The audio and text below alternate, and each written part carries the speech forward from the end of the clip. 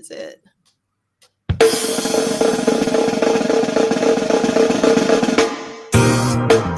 All right, let's get this party rocking. We have the Victor, aka the Champ, joining us because he hasn't been with us for a little while. Lee, talk to the peoples. Hey, I want everybody to know that just for this stream, I'm officially the artist formerly known as Lee. I'm officially the Victor, the Champ. Y'all see over my shoulder, Jackson State University. Jackson State University, we are officially the HBCU National Football Champs of 2024. Let it all be heard. Let it all rain down. And now I return you to your regular scheduled Purple Party. Just for now on, in the chat, just for the day, when you refer to me, make sure it's either D Victor or D Champ. I turn it back over to the Purple Party. Oh, all right. D Victor. What's up, D Victor? Yes, D Victor. We love having you here. Michael Dean, how are you doing this day? I'm doing good. I'm doing good. In the holiday spirit. I love the hat that you got on there. Thank you. And my Christmas shirt. Oh, yeah. And my love sexy hearts. Oh, wait, I didn't get to see all. Okay. No, they're not hearts. They're actually, because they're pink, I just think they're hearts, but they're just circles. But I can pretend. Yeah, so we got a lot of folks in the chat. We got to give them welcomes. We got Anna B first in the chat. Love this comment. Purple Kingdom, may this be a purple sky and a cherry moon kind of day. Love that. And we got Cassandra Bradley. Go ahead, C. Lee. I caught that. Let's get this party rocking. I caught that. Just so you know. Thank you. Somebody's got to catch it. And we got Cassandra Bradley, second in the chat, an AT alien. It is almost Christmas. That's what I'm talking about. Yes. And we got Lee Christian, the honeymooner himself, 40 minutes early. Okay. Wow. Anna B. Now that, yeah, you have to come early, Lee Christian. We got Drea. I want to sit in the front. There you go. Yes. And we got greetings from the Shy, from Drea Dances. We got Realign the DJ with a new avatar. We got that Sign of Time Super Deluxe. And if you're not rocking that still, you're missing out. And we got Melvin Rush II. Didn't you talk about that, Michael Dean, on the Diamonds and Pearls, about how you're still playing the Sign of the Times? Oh, yeah. Heavy. Oh, yeah. There's a lot of nuggets on there. Yeah, for sure. A lot of all-timers on there. Yeah. Have you posted the second episode of that yet? Yes. It was up last week. Oh, okay. Okay. It's been supposed to come 40 minutes early, like old girl did. Lord. I'm so late. Yeah, I know. It's been a rough week, Michael Dean. If you're in academia, you understand. It's like finals, showcases. You just like every minute's booked up. Excuses.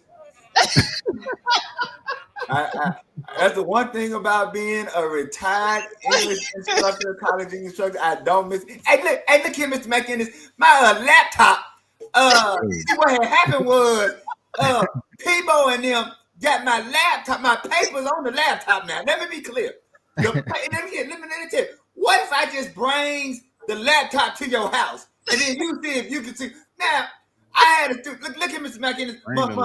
My jump drive got a virus on it. There you go. That's what I was going to say. I got a virus, man. But if you would take my jump drive, why would I put your damn virus and jump drive in my computer? What? In what sane world am I going to put your virus and jump? Yeah. So no, I don't miss the excuses, the last minutes. Love the students. Want to be clear? Love the students. But yeah, this time of the year. Look here. I actually had a young man, Brother Dean, I end on this. I had a young man kill his granddaddy twice. Homeboy killed his granddaddy twice. How did he get past the first excuse? I guess. No, what happened was Yeah, when what? his granddaddy died doing midterms, right? I'm all sad. Granddaddy died, so I'm gonna let him, turn in his midterm paper. So here come finals, right? He didn't have enough sense to kill another granddaddy. Oh, Lord. He gonna kill the same granddaddy. Hmm. And when I got to, that's hey, this the same. That's the next question. Is your granddaddy Jesus? Did he die and come back? I didn't know your granddaddy was Jesus. So anyway, yeah. So yeah, I've had it all. So yeah, I understand propped up, being retired. This is the part I miss the students, but yeah, I don't miss this time of the year. Back to the purple pot.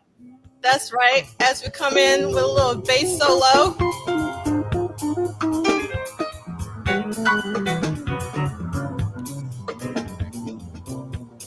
I love this song. This is the song I walk down the aisle to.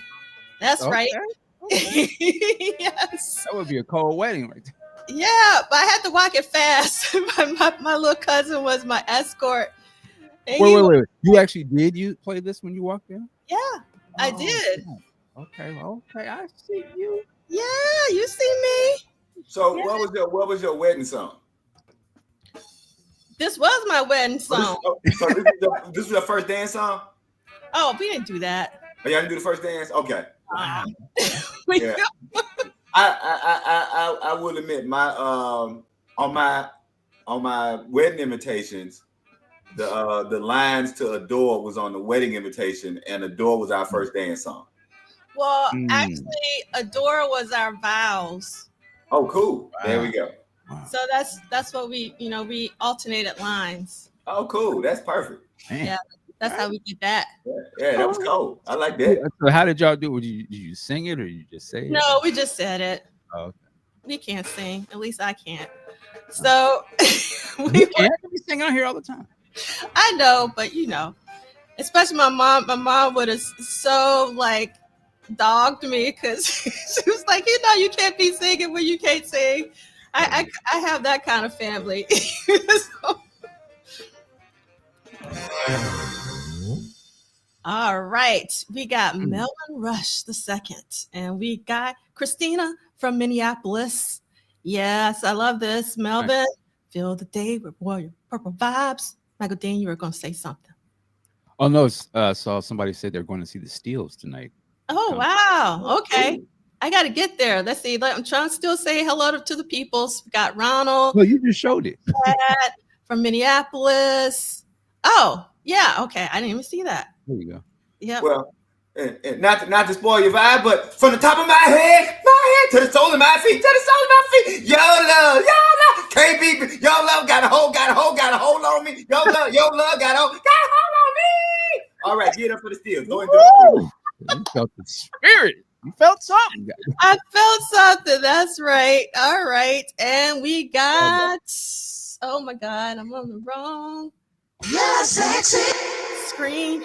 We got Mira in the house. We haven't heard that in a while. And Chad. And we got Laura. We got, welcome back. D Victor. Yeah, you got to use D Victor today or D Champ. We got TP in the house. We got Kyle Christian. We got Chris Bournet. We got Jared Dancers with their Santa hat on too. Love that. We got Dorothy Edwards. The trio is back. That's right. Happy Family Day. And we got Theo in the house. Welcome. And we have Theo. I forgot your alternate title already. It was something about Purple December.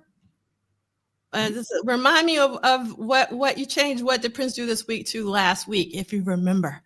And then we got a Man Ray 10 saying congratulations to the victor and the champ, as well as Jackson State 2024 Cricket Bowl champions.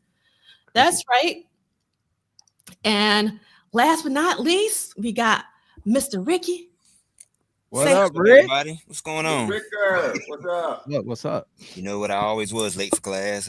You know, so sorry, D'Angela. That's okay. Ooh, love this, Theo. That's right. For You should be on heavy rotation. That's right, Theo. Bring For You back. People don't keep going. I'm yours. Yes, Right. I'm yours. My love is forever. So blue, Yes. soft and wet. Yeah. Crazy you. Crazy you. Yeah. Crazy you. That's Oh a bomb. man, but y'all gonna make me pull it out today. Oh Yeah. man.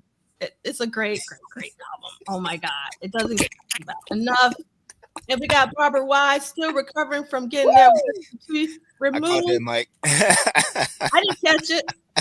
Hey, Barbara, why? Much Don't worry about it. blessings to you. I remember when I got my wisdom teeth pulled several years ago. That's an interesting thing. I don't know if anybody ever had wisdom teeth pulled. They just hurt for no reason. Like Yes, they do. they're not bad. They're not rotten. They just hurt for no reason. So Yes, I just got to get teeth pulled just because I ain't got enough room. And then it's like, yep, now take this Novocaine. So yeah, that's. So yeah, Barbara White, much love to you on that. All right, we got Lori Johnson with Purpleness Holiday to all the purple peeps. We got Purple Cat Confetti with Merry Christmas. First day of the winter would be 60 degrees in Denver. I wish I was there. It snowed last night in NYC and JC. And we got Lady Cab Driver who is in the house. And we got the Happy Solstice too from our timekeeper. And Lady Cab Driver is saying, have another lonely Christmas, but hopefully another Merry Christmas with people. And then we got Michelle Milan and we got Robert Laws. Hi, Robert. What's up, brother Laws? Good to see you. Yeah, it's so great to see you in the chat. And we got Dr. Claude with the purple bars. Can't be. And just the AJ 132, the reason nobody mentions Bambi because it's always in our heart. No, we ain't forgot Bambi. It's always in our heart. So let's know that Bambi is on everybody's heavy rotation. And I'll just add by this. This song is for a girl who likes girls. There we go. All right. All right. We got El Michelle. We're trying not to take a hiatus. We're going to see. I gotta ask a question of Michael Dean after the show, and then we're gonna Chad wants to know if the victor is going to adopt a symbol. It's over my right shoulder. I may bring it to the screen, but that if you see that block, baby, if you see that block over my shoulder, that's my symbol. That block right there. So I appreciate you asking, Chad. That's my block, Chad. That's my symbol, the block. And let's see, as a recent graduate student, thank you so much for bringing me back to school in a way I finally enjoy. We got D68A bringing us the goods this week. We got that, rehearsal from, I'm so excited about the rehearsal. We're going to talk about that later. And let me see, did I miss anybody? I think I said hello to everybody. Did I miss somebody? Okay, we didn't say hello to Mario. From Italy, somebody loves the purple one. And we got El Dabara. That's what I'm talking about. We got Jason. Hi, Jason. Hey, what's up, Jason? What's up, bro? What's up, Big J? Yeah. Hey, Jay, look, I'm going to be in town soon. All right. And then let's see. We got Sister Charles. We got Heavenly Gains. And I think I got everybody. Oh, didn't get Nick Felden. We got AJJ132. No one ever mentions Bambi. Bambi is such an amazing song. Every time I think of, when I think of Bambi, I actually think of the performance from the Nude Tour. Yes. I don't associate it with For You. I actually associate it with. Well, it's on the second album, not the first album. Yeah, it's on the second album. Thank you. I was about to say that's not right. Yeah, that's right. There we go. Yeah, and because we were talking about For You. That's another thing. We were talking about all For You songs. But if we're going to talk about Bambi, for me, it's always the Nude Tour one. I would say the Nude Tour. And what was the show before it was Sam's, before it was First Avenue? And they did the show. I think they were like on either the Controversy tour or right before the 1999 tour. Oh yeah, and Too Short. It's just like the Impromptu Short. And he opens the show. He opens it with if you can dance to this, you're a better man than me, baby. And then he goes into Bambi. So I'm with you. The Nude Tour is my favorite. But then when he opened Bambi with that show, those two for me are the classic performances of Bambi for me. That's right. And we can't start the show without saying hello to my dear Jessie. Thank you so much for being here.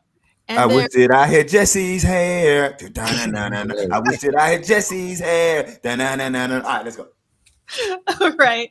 And Raymond, I'm sorry I missed you. I could have sworn I said hello, but for maybe I missed you. And then we got Carol Brooks from nearby Cali. And I think we're all good. All right. Oh, wait. Robert says, for me, it's the version on The Undertaker. Scorching. You can't go wrong with that one either. Yes. Because that one is that the one where he mixes it with Honky Tonk Woman?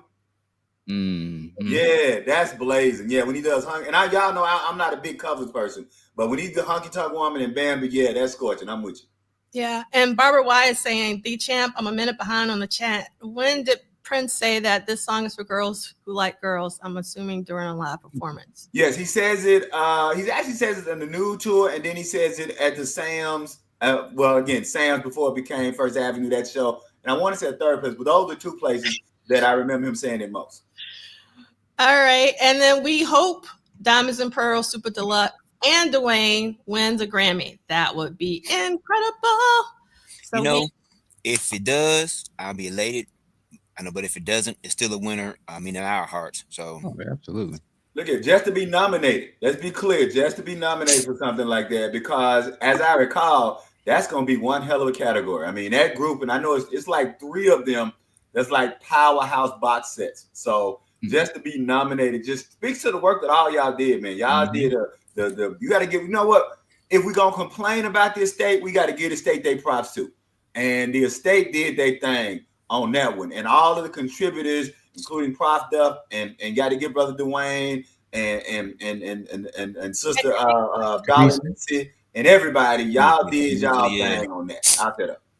Thank you. And D68A is saying, I love that we have this Bambi thread going on. The best version of Bambi I saw was Rex Club Paris 1993. Saw it live. So that must have been amazing. And you know why the Bambi love is so important? Because it speaks to those of us who already knew what we knew before everybody else lost their mind from the Rock and Roll Appearance concert solo. You know, for when Prince's solo at the Rock and Roll Hall of Fame blew up and everybody lost their mind, most of us were like, yeah, okay, we appreciate y'all getting here. We appreciate y'all coming to the party, because and I'm not saying that it's not a great solo. That's not what I'm saying. What I'm saying is that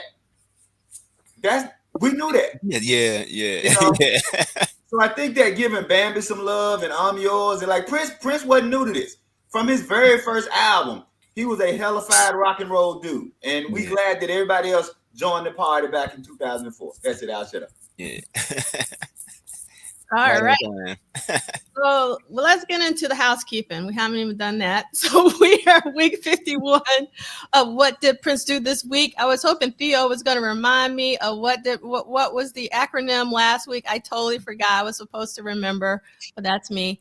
And I know it was something about Purple December, and that's all I remember. Oh, he put it in the chat. He did. He put it in the chat. I forgot to. Yeah, he put it in the chat. Where I didn't see it.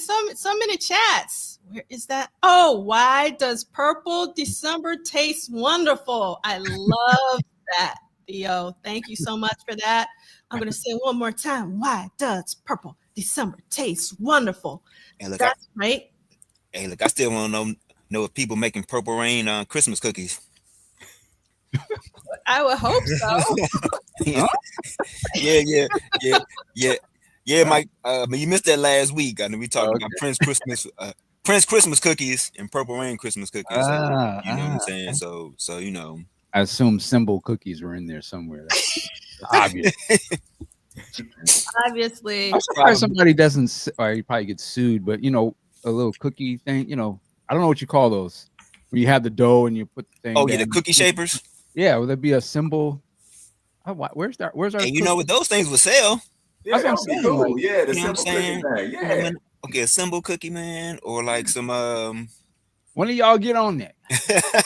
You know, okay, making the love sexy heart. Yes. There you go. Yeah, where are Prince cookie cutters? What's that state doing? You know what I'm saying? You know what I'm saying? Making some you know, I guess some dog it. I can't think of it now. Some like insatiable Prince. Oh, the cufflinks. Yeah, you know. But cookies made out of cookies. Okay. Yeah. Where's our Our time. Culinary purple people. Why culinary purple people at? I know y'all out there. our Lake Minnetonka cookies? Come on. Get y'all idea. Oh, okay. So Jesse is saying, who remembers when Prince gave me some cookies to give out to those on tour with me? I remember because I was there. I was mad. They were from Cub Foods. Really? Oh, that's what's up. Yes. And Elder says that there's a 3D printed love symbol, 3D printed love symbols for my tree, which I love. Oh, okay. Were they vegan cookies or regular cookies, Jesse? Were they vegan cookies or regular cookies? Let us know, Jesse. That's what we want to know. All right. So this is a very slow read, a very, very slow read of Duane Tudahl's Prince Studio Sessions book series. We're going down to the wire, almost to our last week of reading this for 2 whole years. I'm super excited. And we are going week to week, not date to date. You can follow the detailed schedule at the QR code or bit.ly link. You do not need the expanded edition, but this is what we are reading. We got the expanded edition. Yes, except for Ricky, but that's okay. And let's see. These will be archived at Polished Solid as well as at MDean. Please subscribe, like, and help spread the word for Prince and the Purple Rain era and Duane, for all those everybody's. How many bodies? Everybody's. Okay. Hashtag WDPDTW for why does Purple December taste wonderful? I think I got that right from memory. All right. And Jesse, the verdict is non-vegan. Cool. And I love this answer better. They were regular as far as I remember.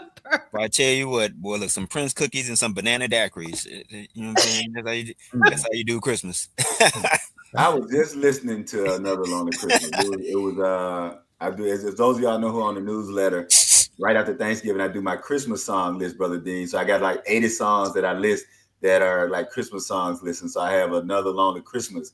And I just remember when that came out, and I was 15, and I remember listening to Another Lonely Christmas. I know, like 4 or 5 hours straight, just picking the needle up on, like on the 45, because it was a 45, so it would play, and I'd pick the arm up and take it back to the beginning. So how the hell I didn't scratch that 45, I have no idea. But I remember 4 or 5 hours straight just listening over and over to Another Lonely Christmas song. Yeah. Hey, man, so, you know, I mean, I thought about you the other day, C. Lee, because I learned it. Ricky, you weren't here, so he's not C. Lee. Oh, he's not C. Lee anymore. No. Okay. What's his name? What's his name? Okay, the champ. There you go, D Victor, aka D Champ.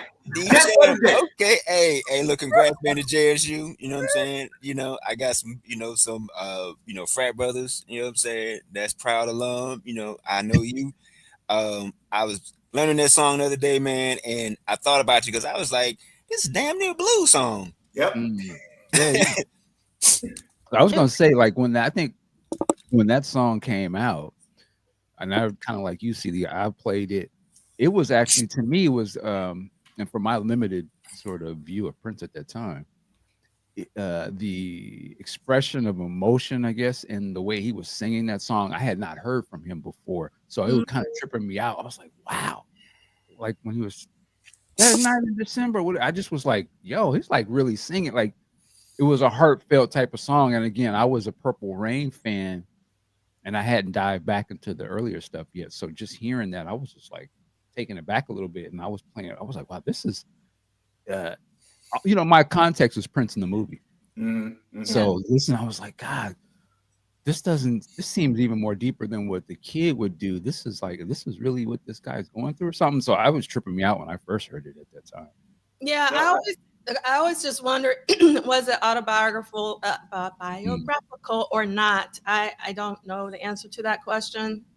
And C. Lee, you're about to say something. No, I was just gonna say that I'm like I agree with you, Brother Dean, and what you propped up. That for me, because it resonated with me because we had How Come You Don't Call Me Anymore. We had Free, and I had been listening to those two songs a lot. Of course, then you had Do Me Baby. So it was to hear again, for me to hear blues and church Prince, that's what Another Lonely Christmas was for me. And to get that blues and church Prince again after having had, because when you hear How Come You Don't Call Me No More, that stomping on the foot pedals, that's that old Baptist church where the C and the D is out on the piano. If you've been in them old country churches where don't all the notes don't work on the piano, and it's hot, and you got that Martin Luther King fan, and you fan that Martin Luther King fan with the sweat running. There you go, you're running down. So, but I'm glad you picked up on that and said that, Brother Dean. That's really what it was. It was that window into that really authentically Black semantic root that Prince could pull from. And though I hate to call this person's name, I always like to give people credit. I like Nelson George said that very few people could articulate urgency and pain in the way Prince could. And I think that Another Lonely Christmas is proof that very few people could articulate urgency and pain like Prince did. And if you haven't seen the omnibus Prince documentary and the BBC omnibus Prince documentary, check that out. That's a great documentary. I'll shut up. Mm-hmm. So where did Nelson George say that in the omnibus? He actually said, and so like I use two quotes. In the omnibus. Yeah, in the omnibus, he says it's in, and the thing with the omnibus is that it's two. So you got the one that we all know, and then it's another section that's kind of not included. Like if you go look, there's some snippets with Little Richard. Who else? Shoot, I know Little Richard, Miles Davis. And one other person, what's my man, the guitar Quincy? player? Guitar player. Yeah, also Quincy. Eric Clapton. And Eric Clapton. And so it's like if you watch Omnibus, but then there's another kind of like there's a longer version. Yeah, there's an 8-minute section that's kind of clipped out that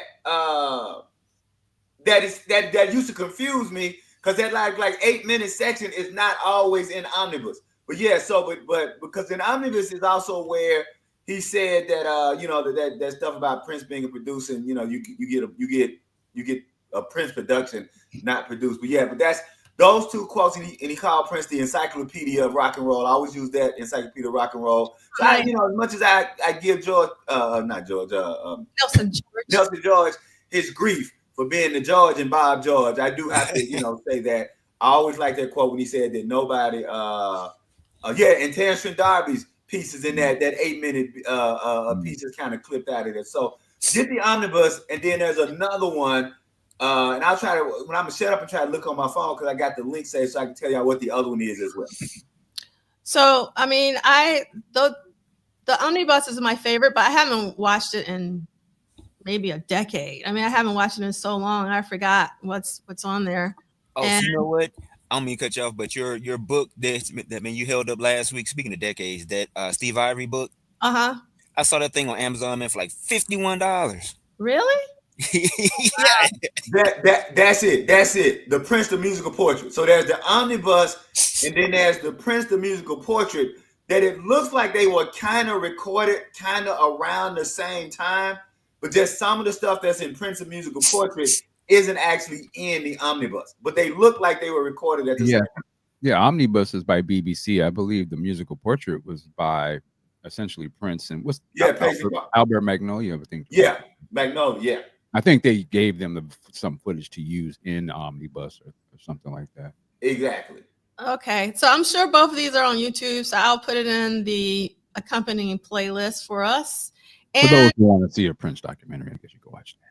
Yeah. I mean, it's a good one. I think it's amazing. Just for like the reason why I always loved it was more for the live footage. It's like incredible live footage and that.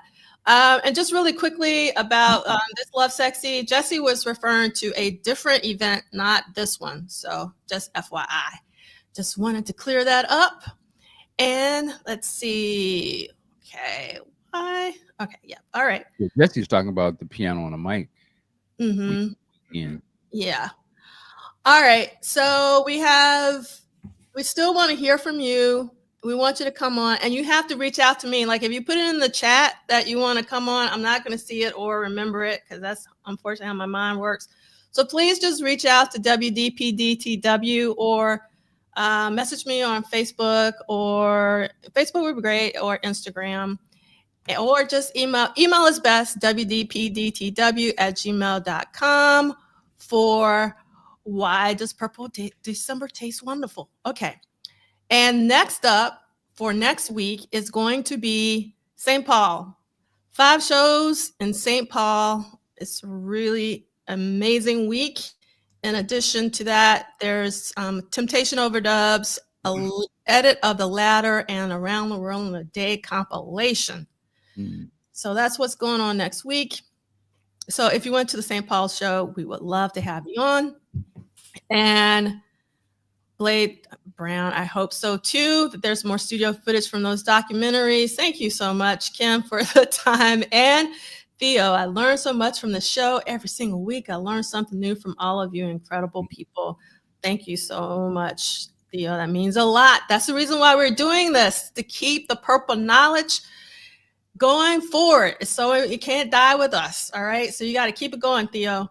All right. I'm glad you said that, because I was going to say, that's the whole point. We old and we trying to give y'all this information before we die. So take this information before we die. Merry Christmas. That was our public service announcement. Okay. All right. One day. Okay. And the State of Prince Rogers Nelson is not affiliated, associated, or connected with the What Did Prince Do This Week book club series. It is an independent endeavor. We started off with one. If you don't know what we were playing, you got to do your Googles, and you got to listen up to Madhouse. You can find it on your YouTubes. And we played one from Madhouse 8. This is all the information about this. And I want you to see there were 2 people on this track, in case you don't know. All of the instruments was Mr. Prince Rogers Nelson, and the saxophone was Mr. Eric Leeds. So if you don't know that, now you know. All right. And that's important. Quick question. Yeah. Am I the only person who likes Prince unauthorized? Say more. What do you mean by that? The documentary. Am I the only one who I like the documentary Prince Unauthorized? Anybody else like that one? I don't know if I've seen that one. Yeah, I think I've seen that one. It's the one. It has Chaz in it and Pepe. They talk about Prince's first live show where Warner Brothers told him he wasn't ready to go on the road, and so Chaz talks in it a lot. That's the story where Chaz tells a story about him and Bobby Z got into a fight, not a fight but an argument over who's the better drummer, and Chaz said that Bobby told him the only way you're gonna make it as a drum, the way you're gonna make it in the music business if you're selling records at a record store. Because he chose Bobby over Chaz, and they were going back and forth. But I really like Prince Unauthorized. If anybody haven't seen it, and it's actually on YouTube, so you can find it. I'll just shut them say I like it. So if you guys haven't seen it, check that one out. All right, I'm just writing this down so I can add it to the playlist later. All right, and okay, so 102nd episode and week 51, 4 live shows this week, 2 in Buffalo, 2 in St. Louis, and then in the middle of the week, the official 12-inch that we've already been talking about was released, and we'll talk about that when we get there. All right, and just like really quickly, I always love looking at where they stayed. So when they got to Buffalo, they were staying at the Buffalo Hilton, and they took a charter from Kentucky, and then they took another charter to St. Louis, and they stayed at the Marriott Pavilion. I didn't know there's a Broadway too, and Chestnut, which is Philly. Broadway is New York and St. Louis, so that's nice to see. All right, so we're gonna get started with our articles, and I think I don't have as many as before, but I'd still have a lot. So I do want to read this one. So this is called Sound Judgment, Prince Brings Show to Buffalo by Andy Smith. There There may be no king of rock and roll since the death of Elvis Presley, but there very definitely is a Prince. The man from Minneapolis is probably the hottest thing in rock right now, and he'll be bringing his Purple Rain tour to Buffalo's Memorial Auditorium tomorrow and Tuesday nights. And I'm going to skip about tickets are still available. Local radio stations WDKX-FM and WPXY-FM have been giving away tickets to listeners over the past few weeks and will be sending buses to the concert. People who have seen some of Prince's early concerts on this tour report that fans who were introduced to Prince via his summer movie hit Purple Rain should feel very much at home. Prince mostly sticks to material from the Purple Rain soundtrack with a few hits from last year's double album, 1999, thrown in for good measure. Reading this, we forget, like, that was such a magical time. We had just literally, a couple of years before gotten the double album of 1999. So there was like a 1-2 punch, actually like a 1, 2, 3, 4, 5 punch. But okay, although no one has ever accused Prince of being Mr. Clean, some of the most outrageous sexual antics that have characterized earlier Prince shows, such as wearing nothing but a trench coat and bikini pants, are toned down on this tour. This is a running thing that everybody talks about. For those seeking a taste of Prince's show, MTV has been running a 15-minute concert segment from the tour featuring Prince playing long, funky versions of I Will Die For You and Baby I'm a Star, both from Purple Rain. One of the reasons why I wanted to read this is I know Ricky remembers that last week, one of the articles really bashed the video of I Will Die For You and Baby I'm a Star. So it's nice to see someone being positive about it. And then in the meantime, Rennie Hale, WDKX promotion director, reports that Prince has a brand new record out, a Christmas song called Another Lonely Christmas. It isn't available on any album, but has been released as a B-side of the latest single, I Will Die For You. Hale also said, and it says I will, not I would. I love all of the grammatical errors in these articles, so it's I will die for you. Hale also said there's some controversy in the radio world about another Prince song, Erotic City, which is the B-side to the Prince single, Let's Go Crazy. The lyrics are, shall we say, explicit. Some radio stations, Hale said, are playing the song with the original lyrics, while others are going with a censored version. WDKX is playing the censored rendition. So let's go on to our next article. And this is from the St. Louis Post-Dispatch. And this is by Harper Burns. And it starts off with a quote from Prince. 1, my real name is Prince. 2, I'm not gay. And 3, I'm not Jamie Starr. Those are among the last words uttered for publication by a charismatic, headstrong young rock star named Prince, a man who purposely shrouds himself in mystery. He is so confident that his immense popularity transcends the usual rock and roll hype that he has not given an interview since the one in 1982 quoted above, when he told at least 2/3 of the truth to the Los Angeles Times. Most any rock star would do most anything to get his picture on the cover of both Rolling Stone and People magazine in the same year. In the last few months, Prince declined the requested interviews from those publications and made the covers anyway. I think this is really important to stress. Like, we know, like, those cover, we know the cover, but I forgot that he didn't really give an interview for that. So I loved reading that.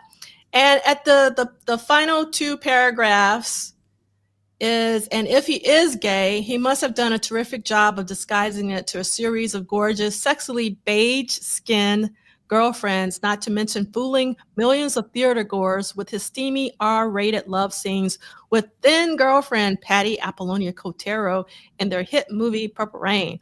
As for Jamie Starr, well, that is a name that appears on Prince's albums as his record producer, but Prince used to produce his own records, and the assumption is that he still does, and that he is too sure of himself and too meticulous a musician to trust anyone else. Besides, the U.S. Copyright Office lists the name Jamie Starr as a pseudonym. Now, what's interesting about, one of the reasons why I like reading some of these articles, we all know all of this information, but we're doing this for the new fans. Michael Dean, I don't remember when we first started this, you were like, it's all about the new fans. You got to make sure that, we indoctrinate the new fans. So the reason why I really wanted to read that was that there was a lot of questioning about Prince's sexuality, at the time. There was a lot of people didn't know who Jamie Starr was, but they started to figure it out. And I thought it was just really interesting that this article is unlike many others where they kind of start off, Prince was born in Minneapolis and his parents, and I just kind of like they kind of went for like the key questions that people were asking at the time. All right, next up is, I love this illustration. I think it's... Is that AI? No, it's not AI. That look like that could be the face from the walk. Hey, you girls want to go party tonight? Hilarious.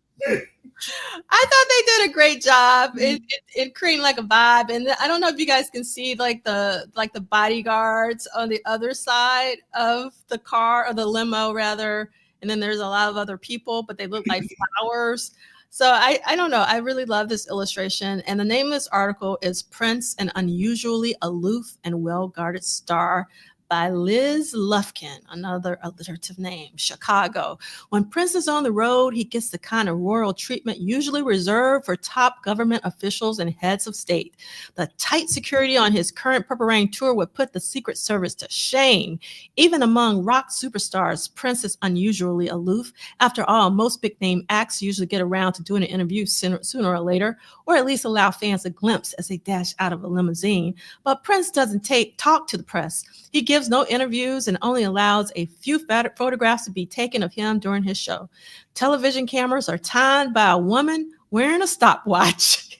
He guards his privacy to an incredible degree, and it extends to other members of his entourage as well. For instance, when Sheila Escovedo, better known as Sheila E., Prince's friend and opening act, walked down a hotel hallway for an interview in the same building, she was accompanied by a guard who also came to pick her up afterward.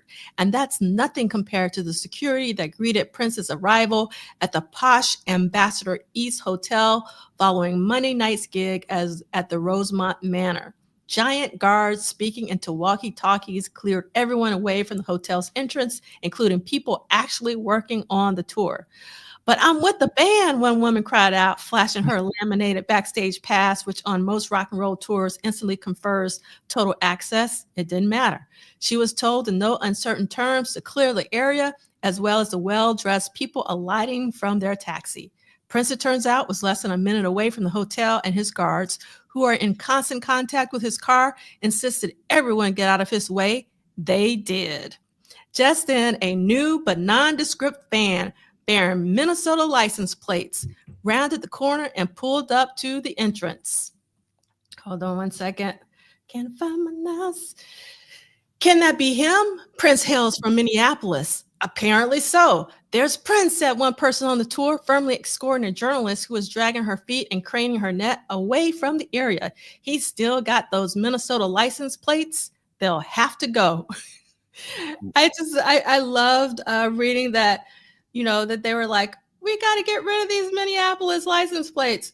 So it goes on, this article, but I just loved hearing about the license plate. And then also, only a special star could command or even need this kind of protection.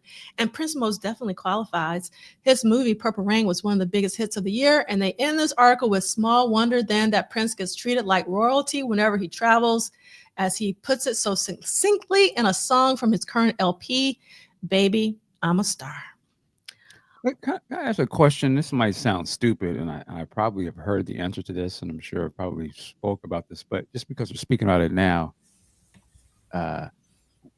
did it seem like Prince was in some sort of danger or something? Like, it's interesting because looking at that picture you showed from the magazine, and to me, it had like rebel Prince, in terms of like a Dirty Mind controversy.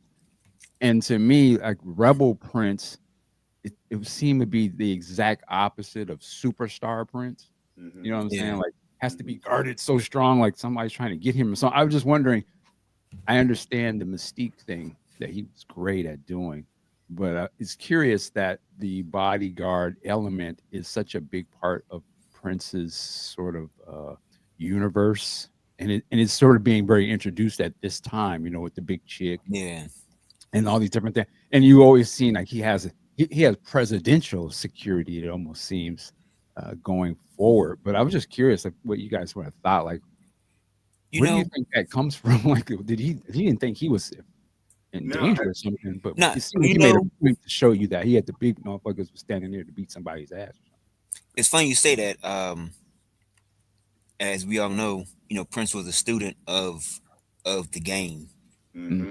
And I came across this clip. I posted it on my Instagram stories. It's a 1980s clip of when the Jacksons coming to like the airport in say Atlanta, and it was like 6,000 fans were there, Mm-hmm. and they got stuck in this area. And you know, it's easy now to see images of Prince online. Like you could just click it on your phone or your computer, but back then you had to wait for monthly magazines, and Right. then to hear that this person is in your city.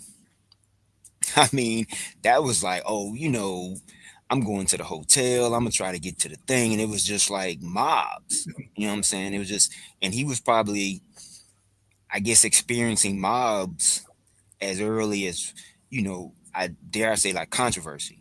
Maybe before then, but definitely controversy on, thousands and thousands of people trying to kind of get at you. Because I think after he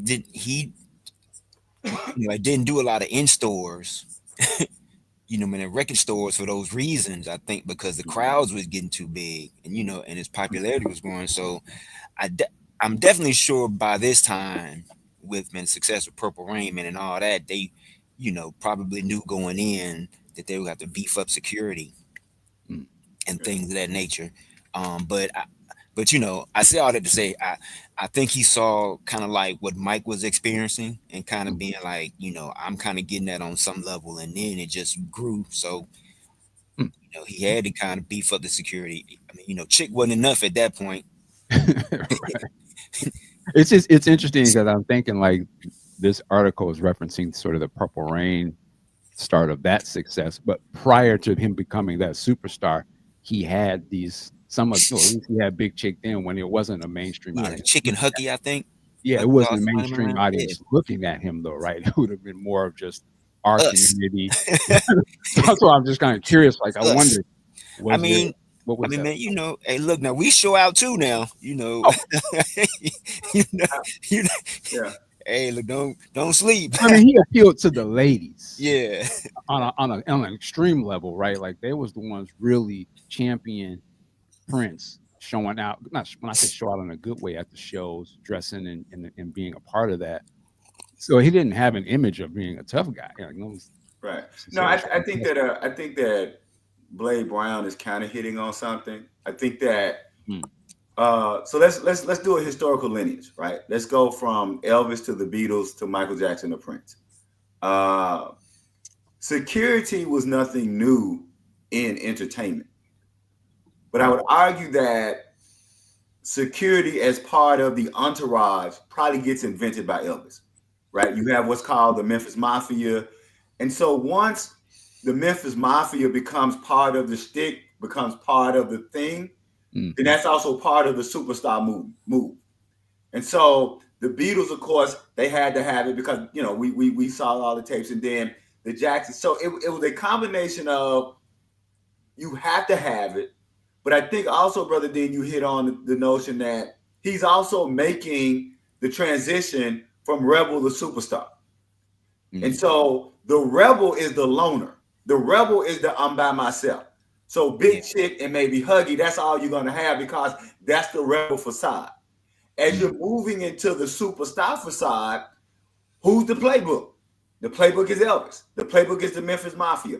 And then with the Jacksons.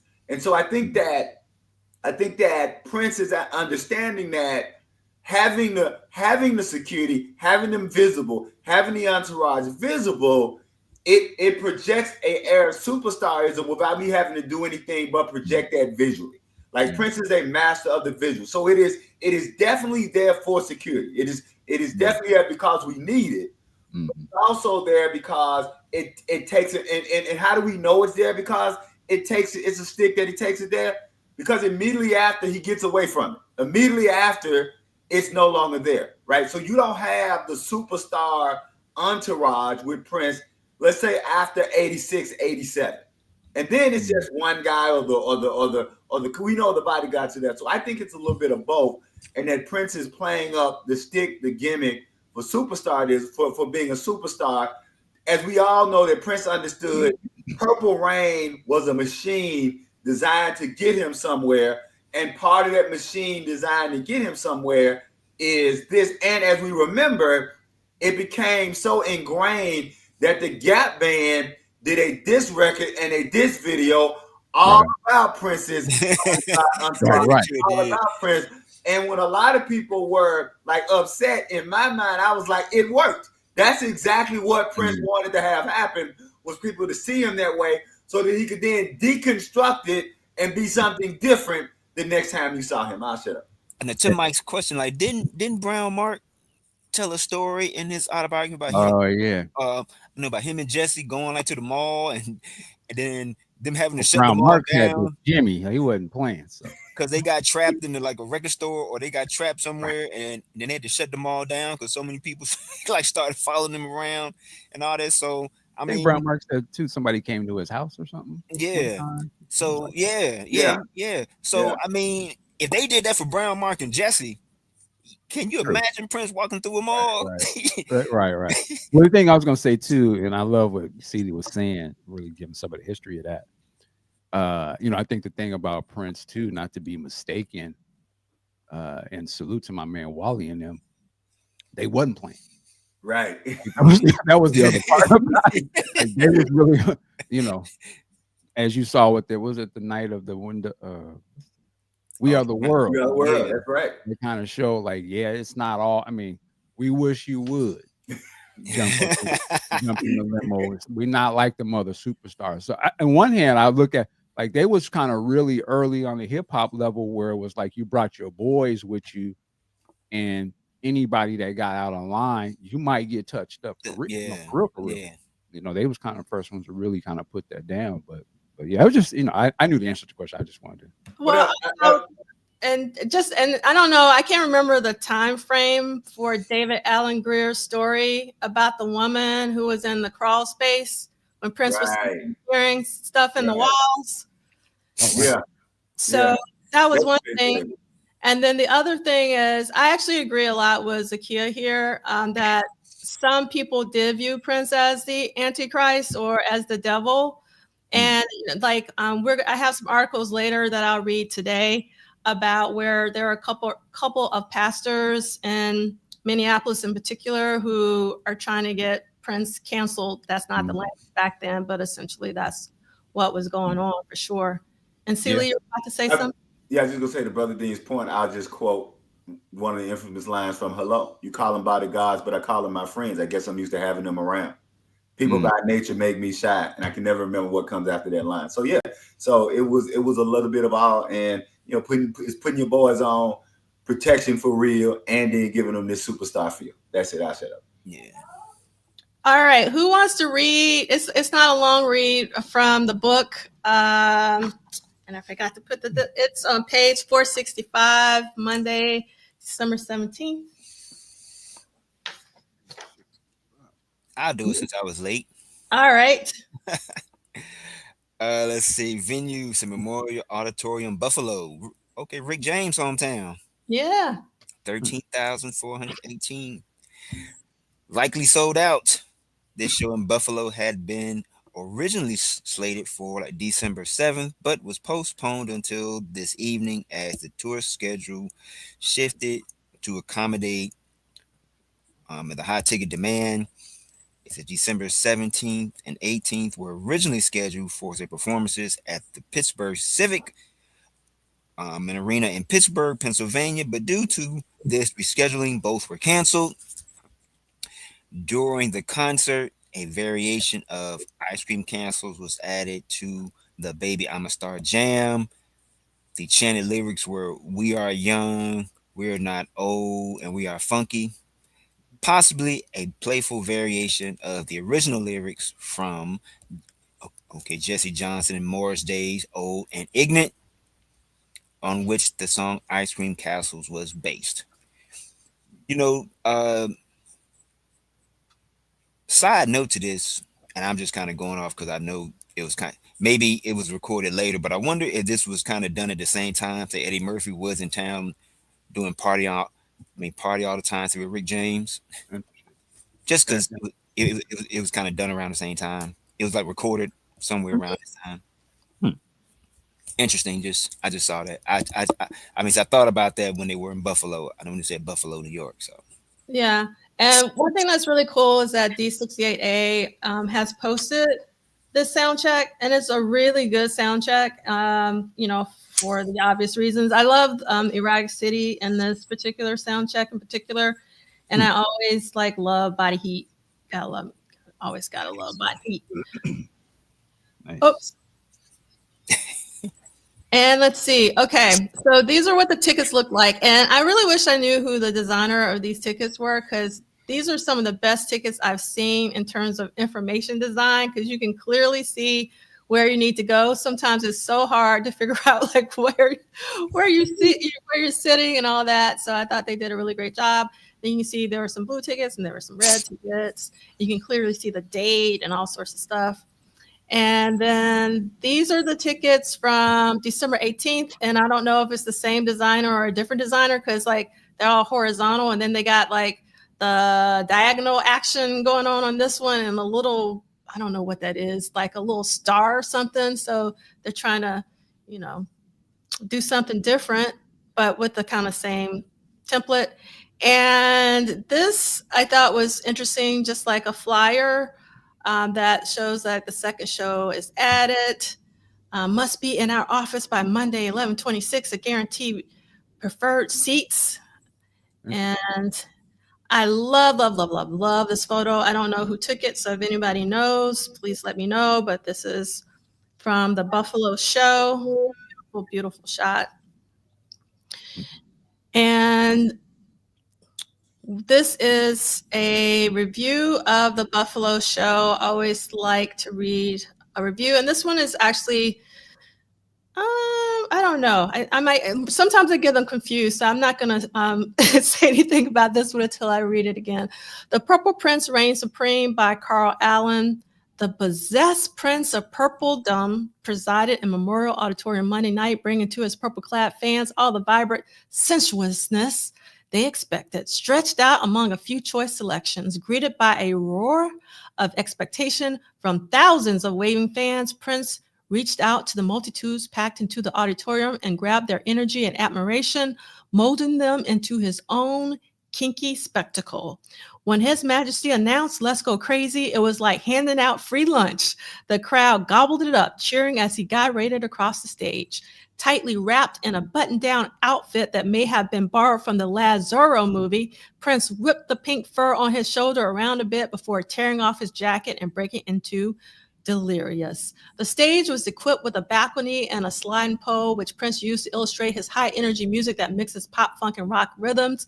All the fancy steppings, waddling, and outright hip action was enough to drive the crowd into a frenzy, as it sometimes joined Prince and his band, The Revolution, in a verse or two. The show represents Prince's first concert tour in about 2 years. A lot has happened since then. His Purple Rain movie made box office history, and the album by the same name climbed to the top of the charts. In the meantime, it seems, Prince has been living off the aura that usually surrounds and sometimes drowns a pop music star. But Prince appears somewhat unaffected by all the attention. Like his act in the auditorium Monday night, Prince is wrapped in a mauve mystery world all of his own. It just so happens that so many others can dig it. He is a pure, lucid dancer when the rock and rhythms of 1999 are conjured up, but his act leans more heavily towards the dramatic. When Prince flops across the piano and asks, "Why don't you call me anymore?" It's not a line, but passionate plea that draws howling admiration. Many performers talk at the audience, but Prince has the ability to talk to it, taking it through his inner world of ambiguous sexuality. and attracting it to the kinky crevices of his mind. That's kinky number 2. For example, at one point in the show, the stage is dark and Prince marches up a flight of stairs after inviting his followers to bathe with him. Green neon flows from a shower head over a steaming bathtub, and Prince enters it contorting in all kinds of suggestive positions. Now, there's no suggestion here that Prince is skimping on the music in favor of the theatrical approach. Rather, Prince attempts to involve his listeners fully with each song. He is not always successful unless the sight of the Purple Panic himself drives you bonkers. Nevertheless, it is easy to see why Prince has rounded up so many fans so quickly. His apparent boundless energy, his plentiful but non-threatening sexuality, and the aura of unrevealed secrets abound on stage. Now, this is a really key part, the non-threatening sexuality, and I'm sure C. Lee is going to talk about that in context of Little Richard. Given the teen set, the unexpected and titillating. Sheila E., they misspelled. I hate when people misspell Sheila's name, but they always do. But what's crazy is they misspell it in one paragraph, and then in the next paragraph it is correct. But okay. And Sheila and Company, who impressively opened Monday night's show, was a little more sexually graphic than Prince. Sheila's cavorting with Buffalo native James Freeman on stage demonstrated that subtleness is not one of her assets. However, in the entire show, there's nothing that could truly be branded X-rated. It's more like rock and rolling and revved up. And that 249. Yo, I thought I was the only somebody saw it. I thought I was the only somebody saw it. That KFC coupon got me on What world was that? Well, say, Mike, hold on. Let's stand on business with the 249. You buried the lead, Prop Dust. You are buried the lead. Not to take away from my man Prince and great reading here, but that's a head buster right there. That's how you see how things is out of control. Like you used to get, what's that, two or three piece? It was a 3-piece. And drink for $2.49, Jack. You could feed families with that. Man, $2.49, man, can't buy you a pack of M&M's today, boy. You can't get a Coke for $2.49. You can't get a small Coke for $2.49. Hey, boy, hey, it was a glorious time, Jack. And then somebody mentioned it too. All the movies, ain't no sequels in that. Was for the original joints. Yeah. But anyway, back to Prince. I'm sorry. 80 was that 84, right? Yeah. What a year, man. What a year. Yeah. Yeah, I love what was that phrase you said, D'Angela? What's that? What was that phrase you said that C. Lee was going to speak on? Oh, no. I'm sorry. That the champ was going to speak on. Oh, yeah. It was basically... D. Victor. I'm sorry, D. Victor. D. Victor. The non-threatening sexuality. Oh, non-threatening. Yeah. Yeah. I tell you what's funny about that is how from writer to writer you can tell their background, because it's sometimes it's overtly sexual, sometimes it's demonically sexual, and now clearly this person, because this person is kind of keying in on the more effeminate areas of Prince, is the non-threatening, right, sexual, and I'm glad so you bring up Little Richard and the fact that Little Richard, who was being his natural self, but also Little Richard understood that being more feminine protected him against racism, right? That for Little Richard, being more feminine meant that white males weren't going to have a problem with white women dancing at his shows. And I think that's a little kind of backhanded comment that this person is saying that, well, because Prince appears feminine, he's not going to be seen as a sexual threat to his growing white female base, which I would say was actually the opposite.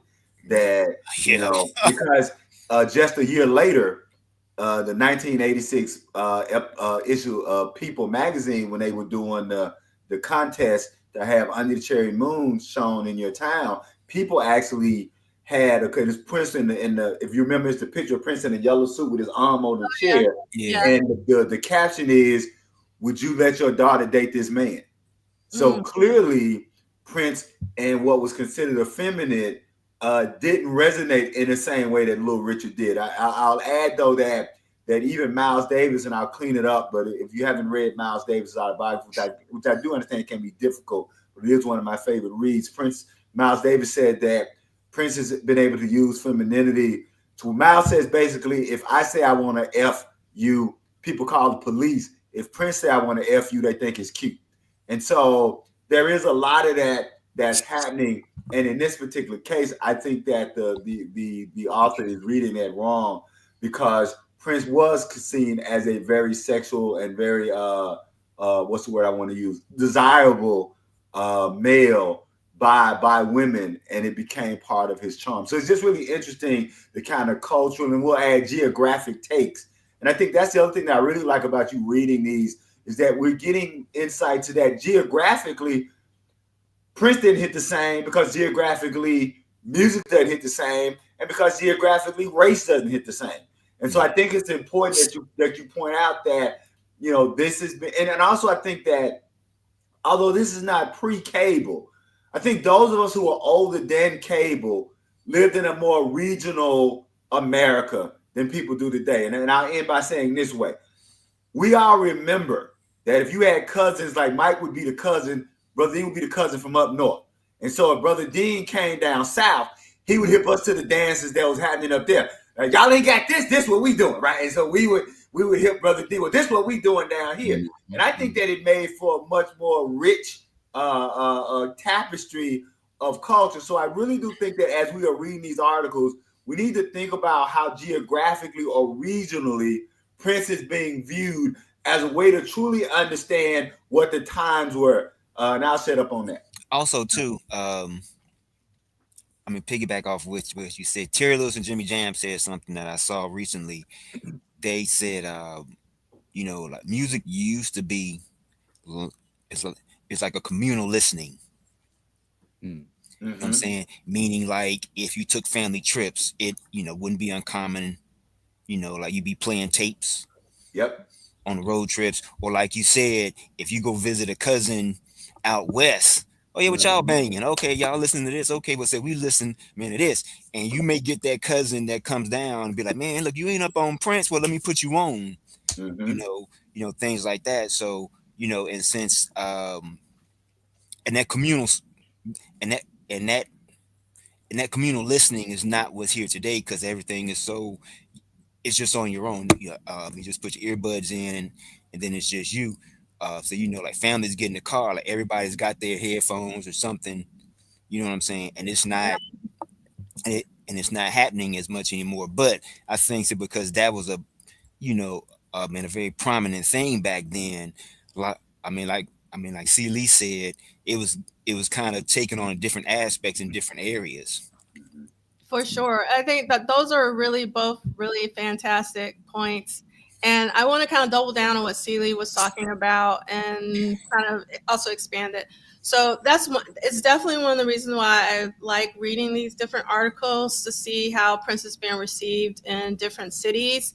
But another thing that I'm actually, and I'm sure all of you are probably noticing too, is that I find that some of these journalists are lazy. And what I mean by that, they seem to be like saying the same thing, you know, from city to city, because I think they're looking at other writers, you know, other reviews, other writers read other writers, right? And I think that they're also getting kind of tainted by some of the previous reviews. So there's a lot of like groupthink going on, which I think is kind of interesting. So I do really love when there's like a geographic perspective and someone who actually has their own opinion. So yeah. And, you know, I'm kind of glad that we didn't have access to all these reviews back in the day. Right. Yeah, I agree, actually.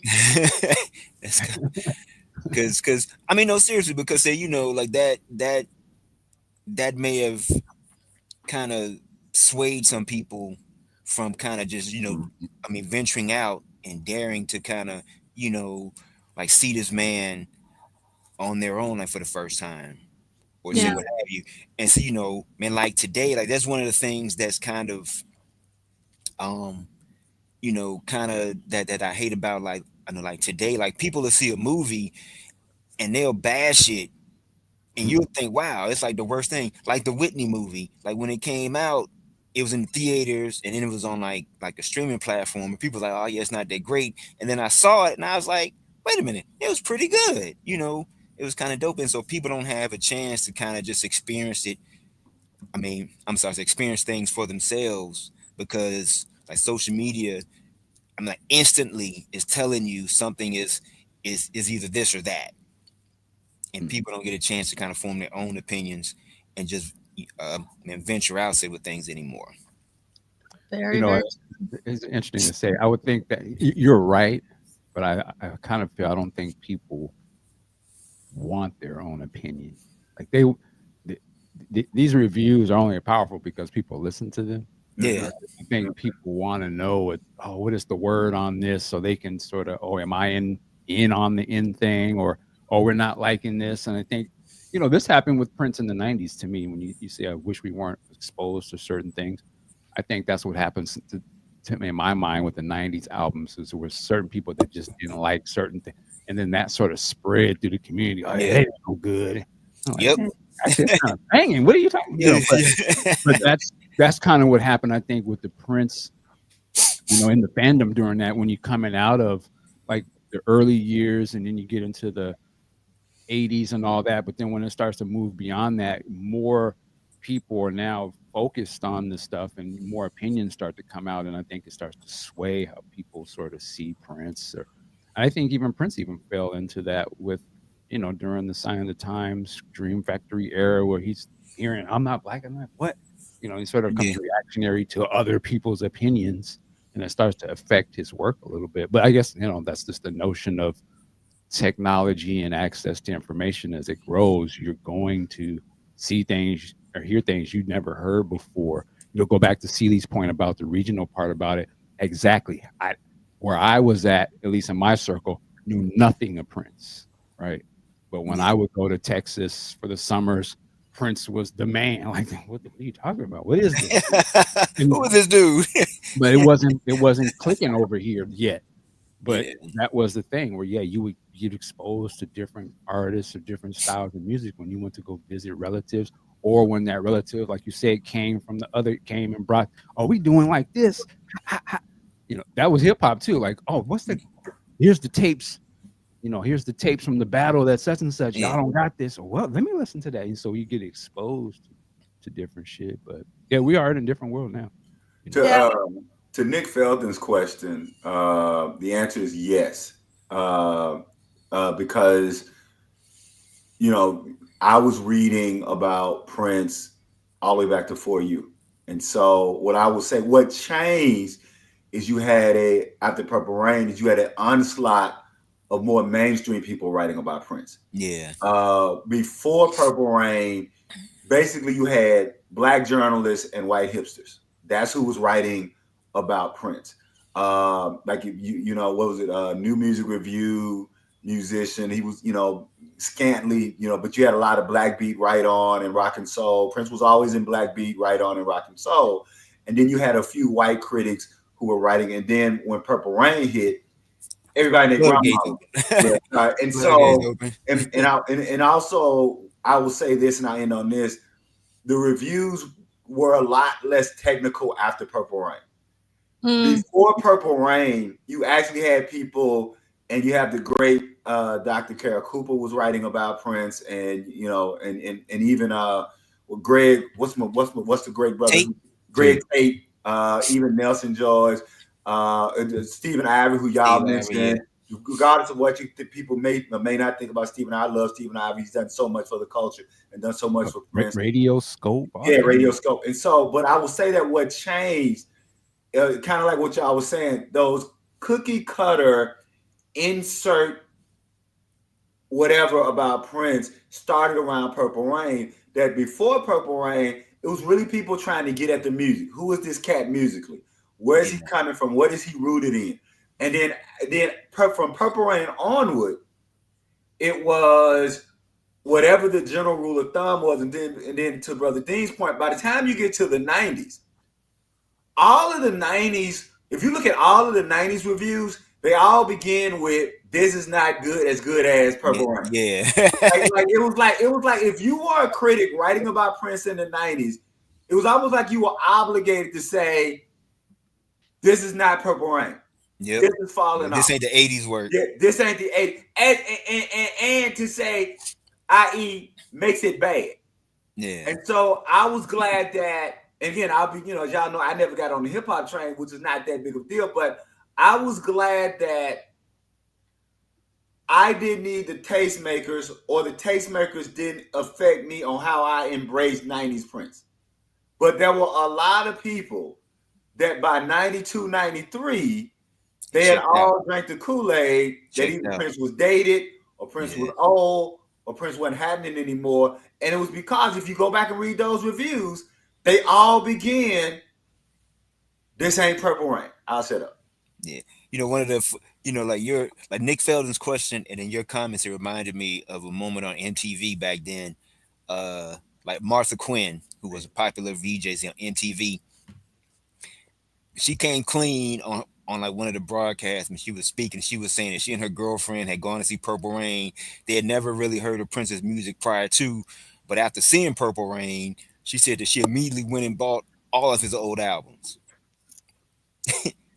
Right. Because she was like, oh my God, I had no idea that this guy was this. And so she went and bought it, and she was like, man, we can't wait for the show and this, that, whatever. So yeah, Nick, that's kind of how it was for some of the masses. Funny little Martha Quinn story. It's funny that you said that. One of the very rare times that MTV played, and I want to say it had to be Dirty Mind. Martha Quinn, when they cut back to her, Martha Quinn says, I want everybody to know that is not me on the front row of that video. And so if you look at the Dirty Mind or Uptown video, there's a lady on the front row that looks just like Martha Quinn, but it's not Martha Quinn. That has nothing to do with anything. I just always thought that was funny that Martha Quinn had to come out and say, that's not me on the front of that Prince video. Anyway, Martha Quinn's gonna get the gas base though because of her comments about Tupac. So, yeah. I don't know. Yep. Okay, I didn't hear about those. So I tell her, Mike, what she said. What was she? Go look up the video. There's a classic video where she interviews Pac. Walking down the street. Go back and years later. No, that's Tabitha Soren. Oh, is that Tabitha Soren? Yeah. That's Tabitha. Oh, okay, my bad. Yeah, that's Tabitha. It's all good, Mike. You know what I'm saying? Hey, man, we on the same team, brother. We on the same team. I'll take the L. Red hair girl, right? Yeah. Red hair chick. My bad. Yeah. My bad, because they talk. Yeah, because it's. I mean, I think you're speaking of that interview when he had just gotten out of incarceration. Oh, that was Tabitha. So you know what? You're right. My bad. Martha Quinn. I feel with my hands, Martha. I'm sorry. Yeah.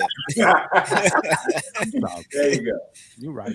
Yeah. Well, I'm glad I asked the question now. So that now that you got that, Yeah, because I was about to. Mike was about to go in. Hey, man, we ain't playing. That damn Martha Quinn. I'm watching. Hey. We see you, Fat Joe. Yeah. And since we're here, shout out to JJ Jackson. Oh, yeah. The only brother on MTV. Shout out to JJ Jackson, the only brother on MTV. I wanted me a JJ Jackson, Jerry Curl, and a jacket. Hilarious. He don't get enough props, actually. JJ Jackson, boy. Oh man, he probably knocked down some doors. We don't even know.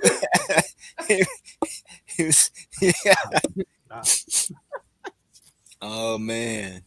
All right, so we got I'm sorry, Jan. So just real quick. Yeah, the same thing they're doing. You know who they're doing that to now, where the old album don't sound like it? Is the Snoop Dr. Dre thing. Oh, are they? Yeah. And then I can understand when you first listen to it, your expectation, a lot of people's expectation is like, you're thinking of Doggy Style and Chronic, and Dr. Dre is on some other stuff musically, just like when Prince, when he just dropped some stuff. How come it don't sound? Yeah, he's on some other stuff, man. But that's the same sort of conversation of people comparing what they're hearing. Yeah, so that's crazy because like musicians, like everybody say evolves, right? And I think one of the reasons why this one brother wasn't as popular as he probably should have been, because a lot of times when he didn't evolve musically, and this may be a hot take, I may catch some flack for this, it's probably like Zapp. Yep. Interesting. You know what Interesting. I'm saying? Like, as talented as that brother was and as great as he was, when you look at the albums, it was always one or two songs that really hit. But for a lot of the times, they just never like evolved around the sound that he had kind of cultivated. Yep. Man, a little bit, because even like like I Want to Be Your Man, like Computer Love. I mean, it's like one song album that really hit, but it's like, wow, he had some other great tunes on it. It just never kind of grew from that. So I'm His sorry. albums were kind of like Prince So albums. y'all know Were that they Kim one is or on two our songs head, that boy. blew up? Kim is on our head in the chat. What's that? Oh, Kim, I know we all over the place. yeah, Kim is like, my time is valuable. this is a business. We need that holiday grace, Kim. Yeah. We need the holiday grace. Okay, I don't want to go back, but I think it's really important to point out. So Chris Bournet, like 5 years ago, put it in the chat. A lot of the Purple Tour reviews seems to be commenting on Prince's showmanship and persona rather than his musicianship, and I think that is really important to point out. And we've Very had, much so. we've been having that conversation about why Prince isn't on a lot of those, best guitarists and all those musician lists, because everyone always focused on either his persona or his showmanship rather than his musicianship. That is a running thread through Prince's entire career. I think that was intentional. I mean, I guess especially amongst rock journalists, because they was like, look, Jimmy's already there. We can't have another one. It was like, yo, we can't have another one. And as undeniable as Prince was and is, it's just undeniable, like what his musicianship is. Yeah, it really is. All right, so let's keep it moving so that we can keep our time, keep her happy. I'm not going to read this article, but the one thing I wanted to point out about it, you can go back and look at it on the website, and let me pull up the banner, which is bookclub.polyslide.com. It's all the way at the bottom. But what is cool about this particular article is that I love that this author, who is Annie Smith, says at the end, unfortunately, because of a deadline and the relatively late starting time, 9 p.m., I had to leave the concert about halfway through. So while I can't render a complete judgment on this show, I liked what I saw. I really love the transparency that this particular writer had in this review, and it's actually pretty positive. All right, so here we go. I want to read this article. Prince. Question: Audience. Does that speak to the fact that journalists used to actually be on deadlines? Yes. And that's kind of what's missing. So anyway, I just throw that out there that that's also what you're getting is today people not on deadline because print things got to be pressed, things got to be print, things got to be sent out, and so that's a whole different type of journalism that was working there. So I'm glad you pointed that out. I'll shut up. All right. So next article, police audience applaud Prince concert fans by Dan Herbick. Buffalo police and Memorial Auditorium officials today said they faced no major complaints or crowd problems during this week's local performances by the rock star Prince, despite their initial concerns that resulted from trouble reported in some other cities. Authorities have been concerned because of reports about the earthy nature of some previous Prince concerts and reports of crowd problems elsewhere in the tour. But George Gould, auditorium director, today called the crowd tame in comparison with those who have attended some other rock concerts in the building. And police reported only 3 drug-related arrests outside the auditorium prior to the 2 shows Monday and Tuesday nights. Detective John Dugan, the city's one-man salacious literature unit, attended the Monday night show. He said he was prepared to file criminal charges against Prince after the show if there had been any public lewdness during the concert. We were prepared to do what we had to do if there was anything actionable from a police point of view, but there wasn't, Detective Dugan said. There were some things I found personally objectionable, especially for young children who were there, but maybe I'm old-fashioned. Detective Dugan noted that the opening act singer Sheila E. brought a man from the crowd on stage and sang to him in what appeared to be an openly sexually manner. Prince appeared in a bathtub, singing fully clothed, and was sexually suggestive in his finale. He added, but those segments probably made up less than 2 minutes of the show and were not objectionable enough to result in police action, the detective said. Both police and Mr. Gould had feared much worse. They had been in contact with police and auditorium officials in Chicago, Detroit, and Cleveland, other recent stops on the Prince tour, and had heard that parents had complained about the show. In Chicago, the police reported that girls from the audience were going into the bathrooms and coming out with half their clothes on, clothes off, Detective Dugan said.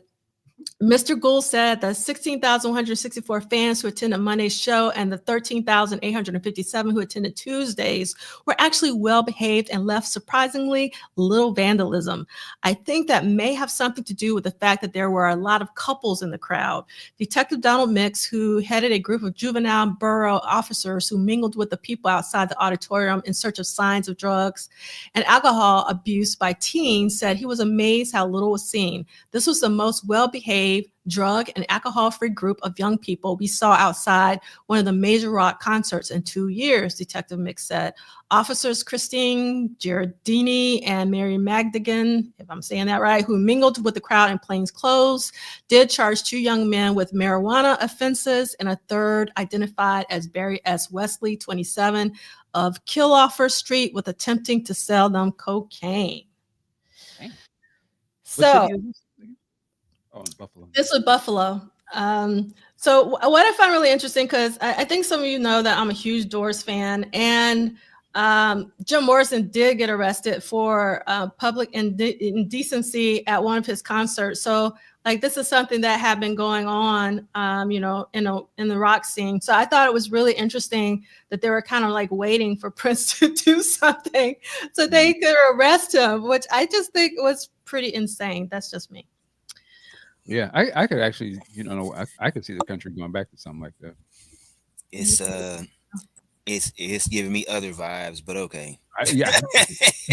I could see some people trying to pull some stuff like that. Yeah.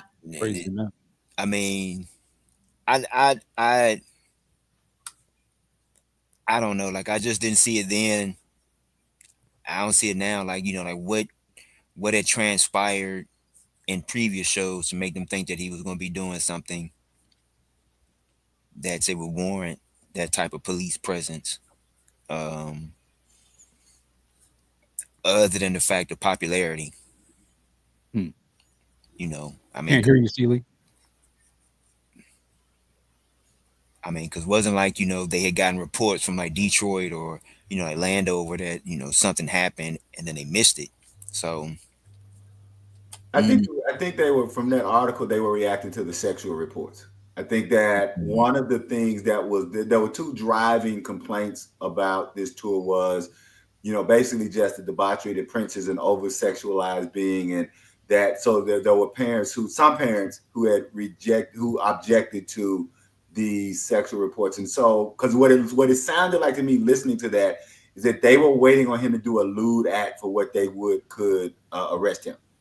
And that's why the journalist is going specifically through certain things. I think there's even a line in it that says that, but there was nothing that rose to the level of being arrested. So it seems like to me that by the time they got to that show, enough people had commented on the sexual nature of the show, and we was about to get our pre Bobby Brown, pre 2 Live Crew showdown about, which is really interesting. That we've heard a lot about the preachers outside. We all knew about the preachers outside, praying and that. But this actually shows that at least on 1 or 2 occasions, there was at least a thought of police being there to arrest Prince for quote unquote being lewd, right? Does he break the obscenity laws? Does he break the lewd laws? Okay, here's my uneasiness about the whole thing. I know probably a year or so prior to this, a very popular rock group by the name of Van Halen was on tour. Mm-hmm. And I'm pretty sure they went to, Buffalo and some of these cities. Mm-hmm. And they had a reputation then and now of being real like party hardcore. Drug use was prevalent. David Lee Roth's lewd acts were prevalent. I don't recall hearing stories of them being arrested or police presence at their shows like this. Nope. So the only glaring difference is like the North Star is race.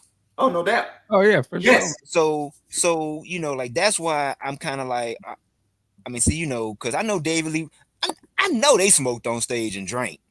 I know they did. I know David Lee Roth used to come out in chaps. They doing You know what I'm most. saying? None underneath. I'm sure Big Sexy Man may go come on, correct me on something in a minute. But I mean, say but I mean, again, there was a license, not just with Van Halen, with some other, like rock groups, but I mean, again, and then I get it, like I mean, Prince had this reputation, but it was nothing compared to what they were doing. Right. Now, Man, welcome to America. Welcome to America, baby. You're on point. I think what happens, by the time you get to Purple Rain, Prince's the last time Prince had a majority black crowd was the first leg of the 1999 tour.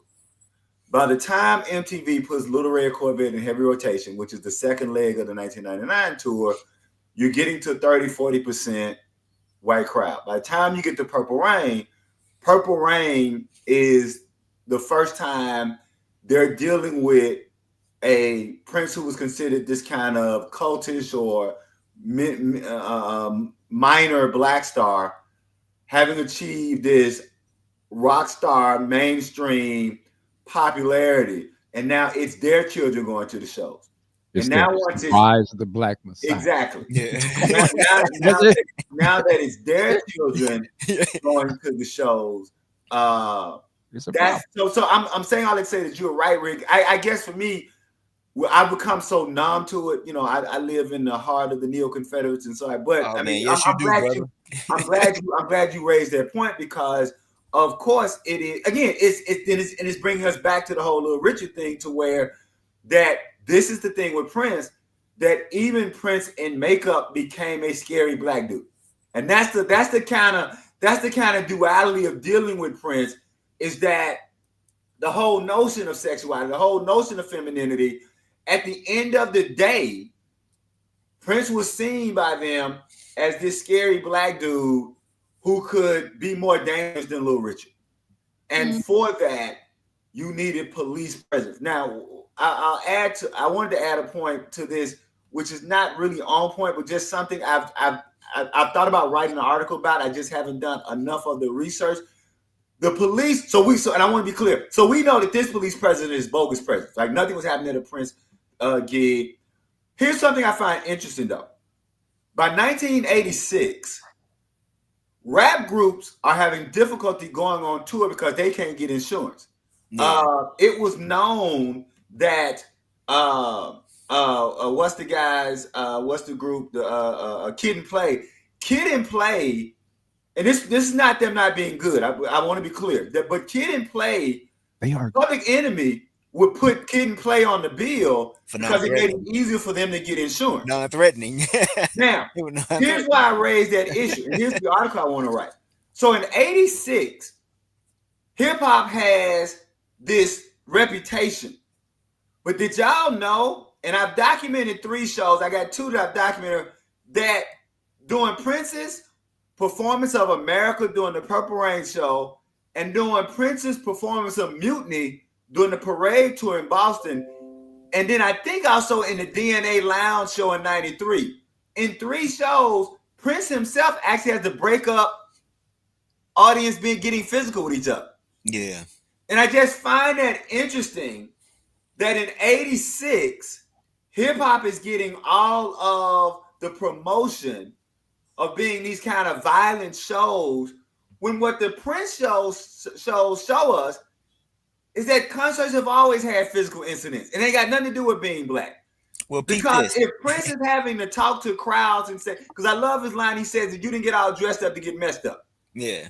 And of course at the Prince show it's more pushing and shoving, because I think either at the performance of America on the Purple Rain show or the performance during Mutiny of the Parade show in Boston, his concern is that y'all are pushing, y'all crushing this little girl at the front of the stage. Yeah. So people were trying to get closer. And so I've always thought about writing about the hypocrisy of it, from the fact that rock gets considered to be white and white gets considered to be safe, and that Prince kind of falls in between. So he's not hip hop, so he doesn't get the backlash of violence in hip hop, but he's still black enough that he wants a police presence in Purple Rain. I'll shut up. Well, check this out, because I think the article said something about people praying out front, or something along those lines. Guess who else was on tour saying 84, saying 85? Eddie Murphy. Yeah. Eddie Murphy didn't have preachers boycotting his shows. I never heard of any ministers boycotting a Richard Pryor show. And those are adult shows, though, right? Like those are not. But I mean, but just from a language point alone, it was way more vicious than. Yeah, but they weren't positioned to attract the kids. I think that's the big thing. That's the two things: kids, and also.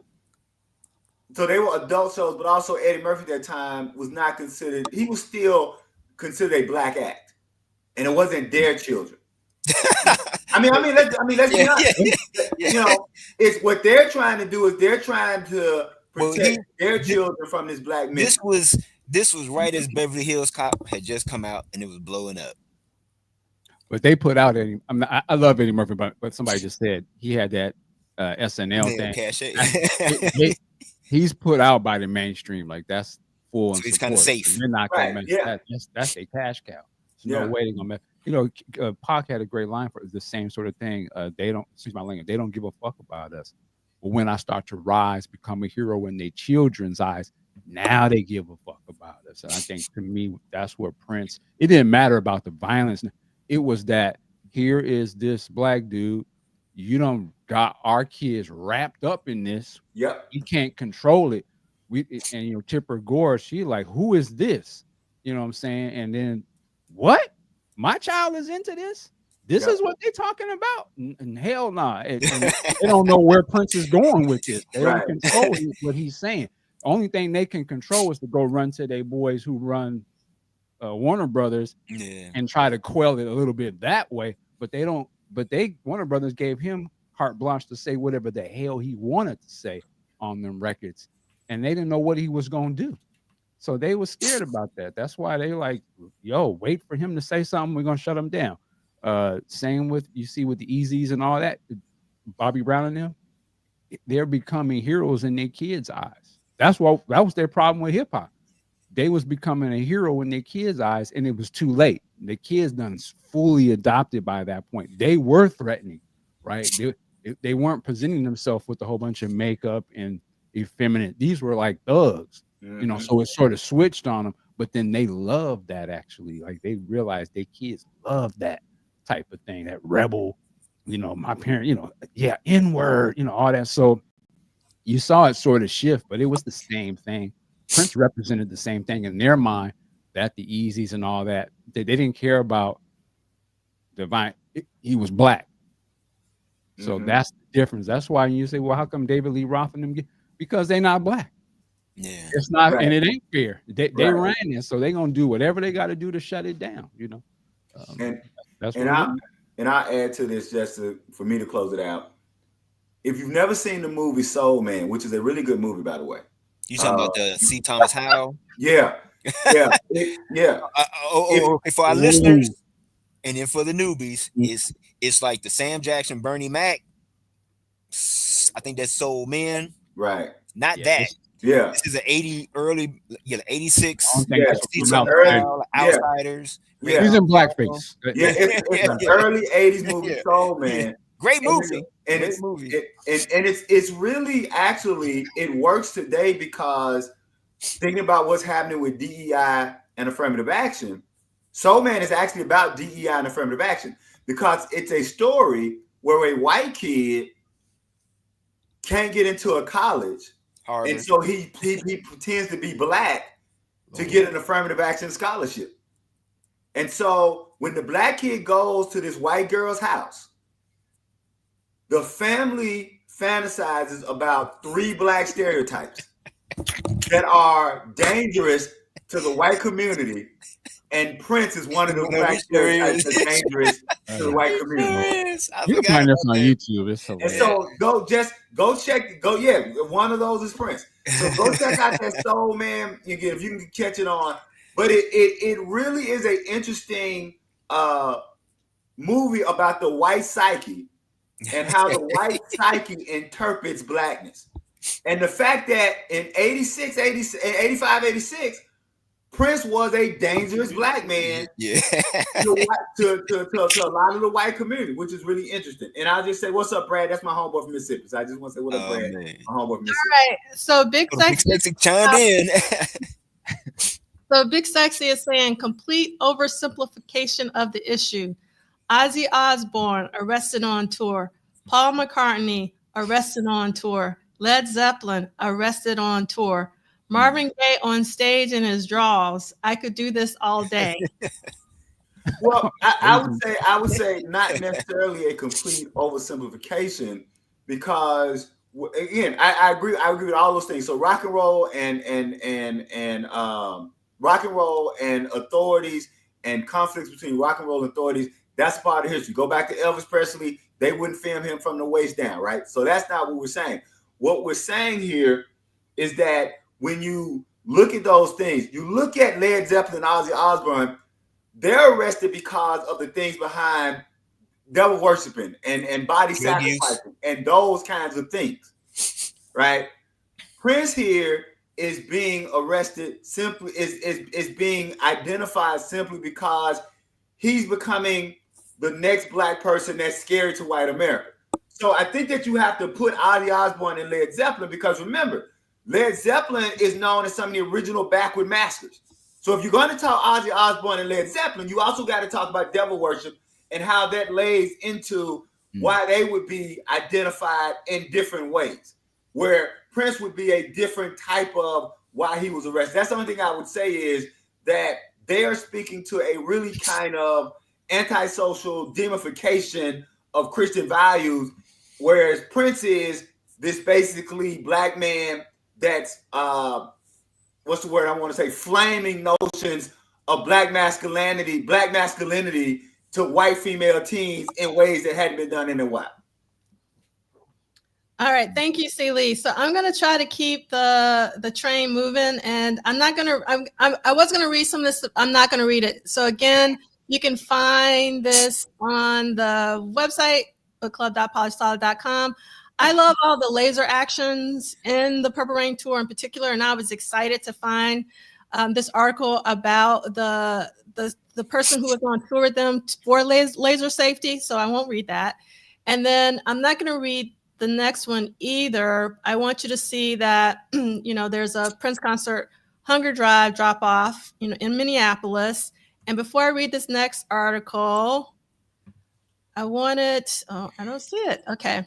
All right. So I do want to read this article though, because it will kind of keep the conversation that we've been having going. So the name of this article is The Governor and Prince Week, Peter's Brothers Thumbs Down by David Carr. And this is from the Twin Cities Reader. And I am going to take my time with this. Minnesota's embrace of Prince has been tardy, but enthusiastic. While we don't pick our heroes or our cultural ambassadors in a rush, we are totally loyal once we do.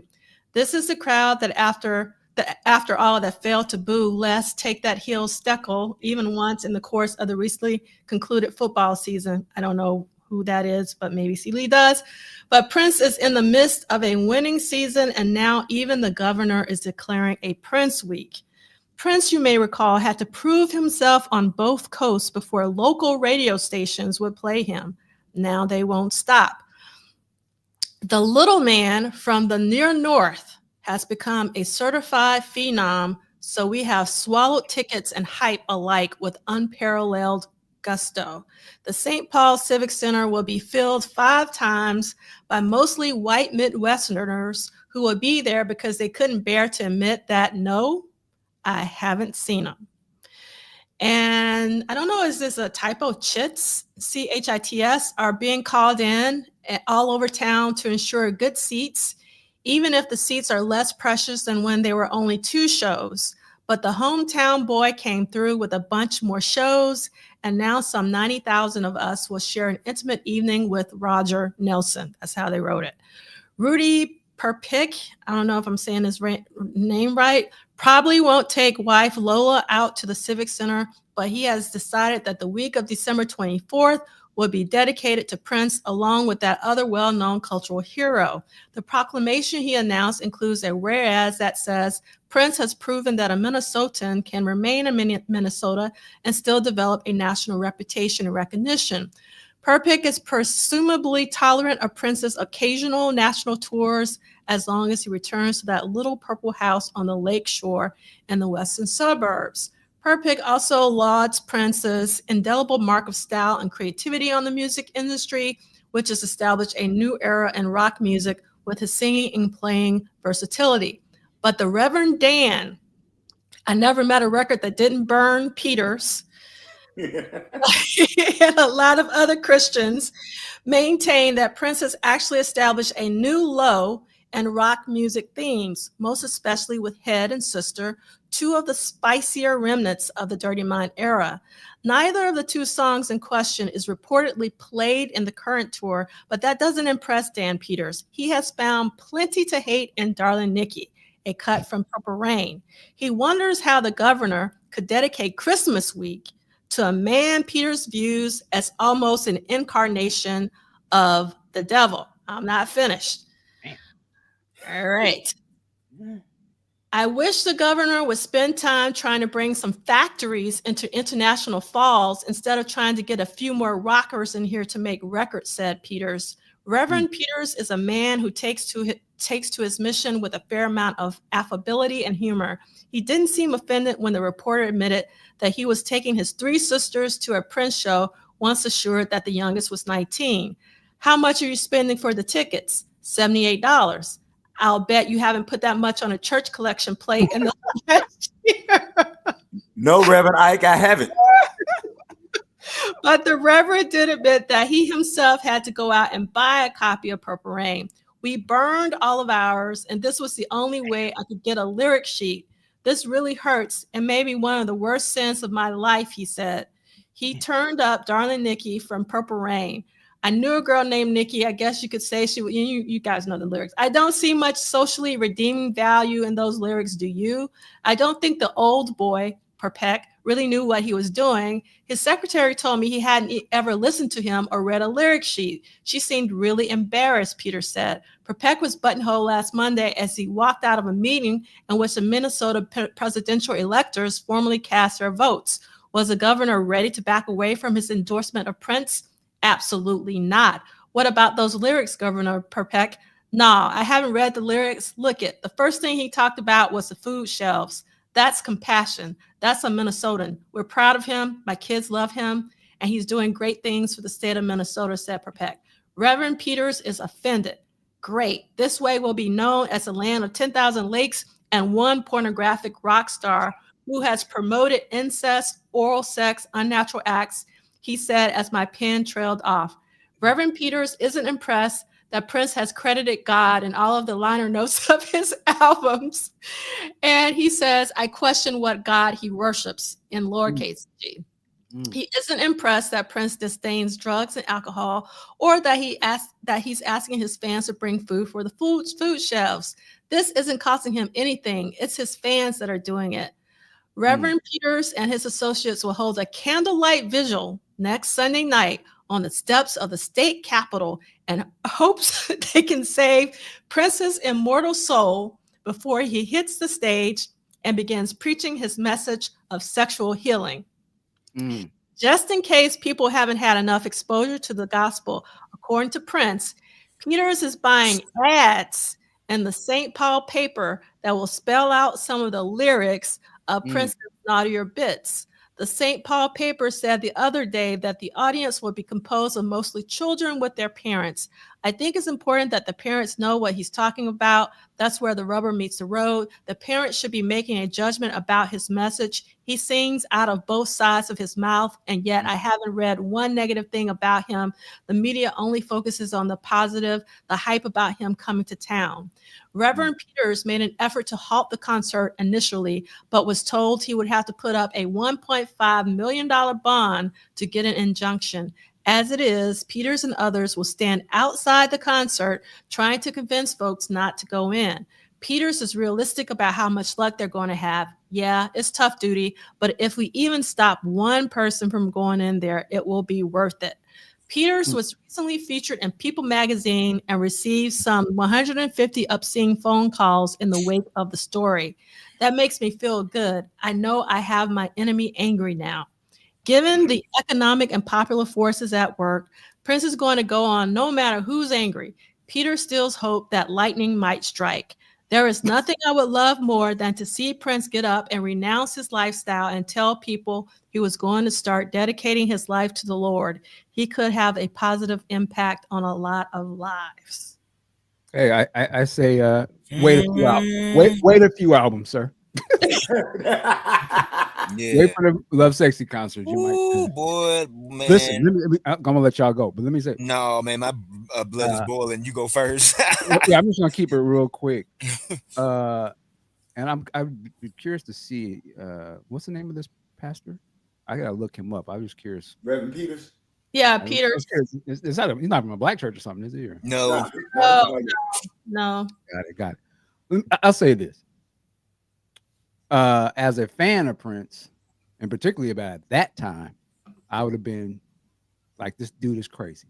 And I would have been, what, 14 years old. So what did I know, right? But as a 55-year-old man, I can understand his point of view without agreeing with it. Right.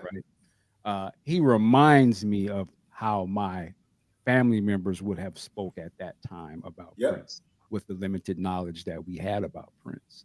They would felt the same way. They would have felt they felt that same, not just about Prince, but a lot of artists that I was into growing up, which I can understand. I have some similar, but not the same reasons, points of view about some of the things that are out today that I don't really know very much about, that I know that are very popular with younger people, and maybe even my kids for that matter. So I disagree with what he's saying, because I know about Prince now, so I can say that.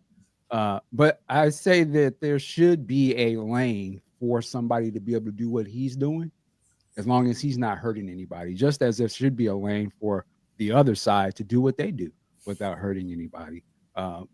We are supposed to be able to have different points of view, as long as it's not rooted in things like racism, discrimination, and hatred.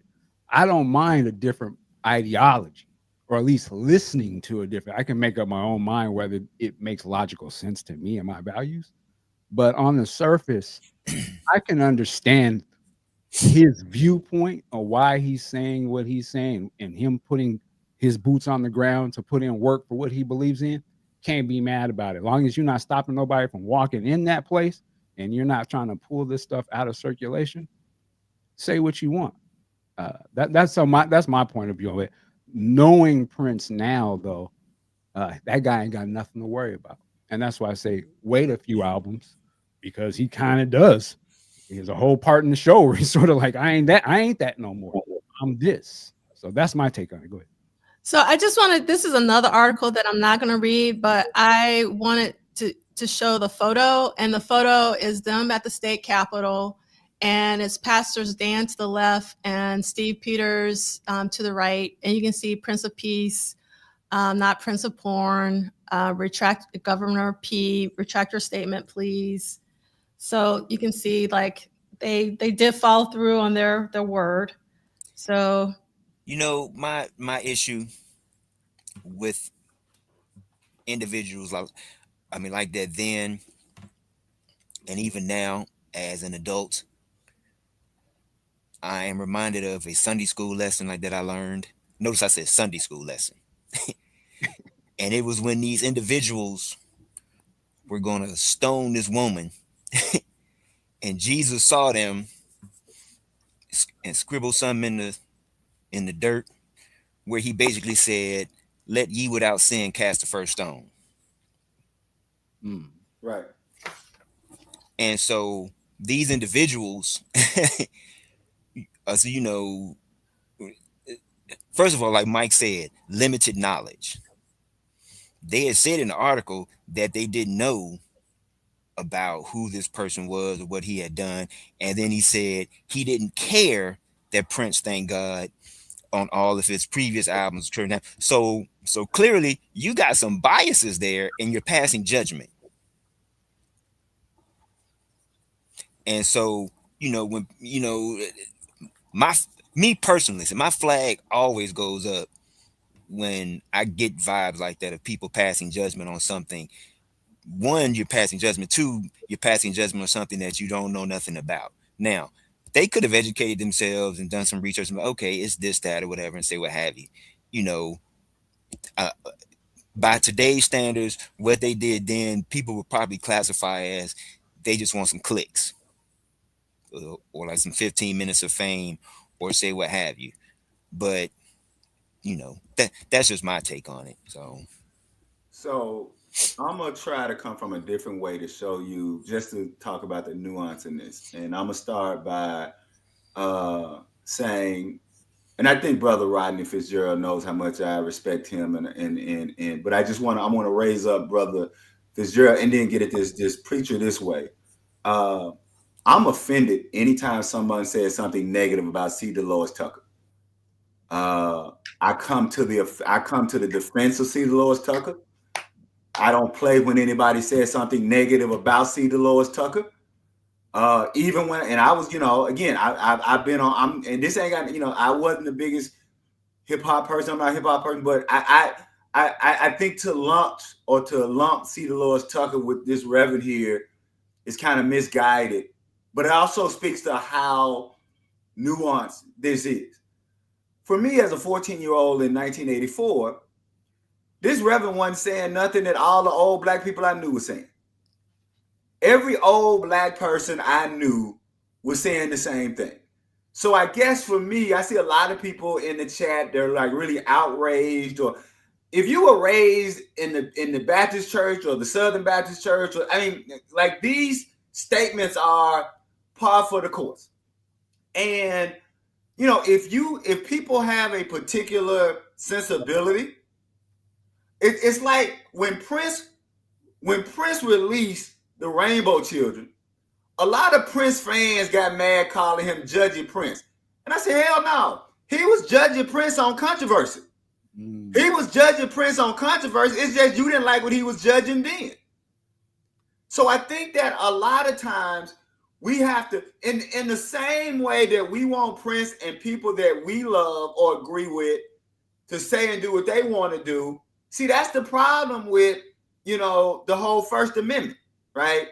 Free speech protects speech we don't like.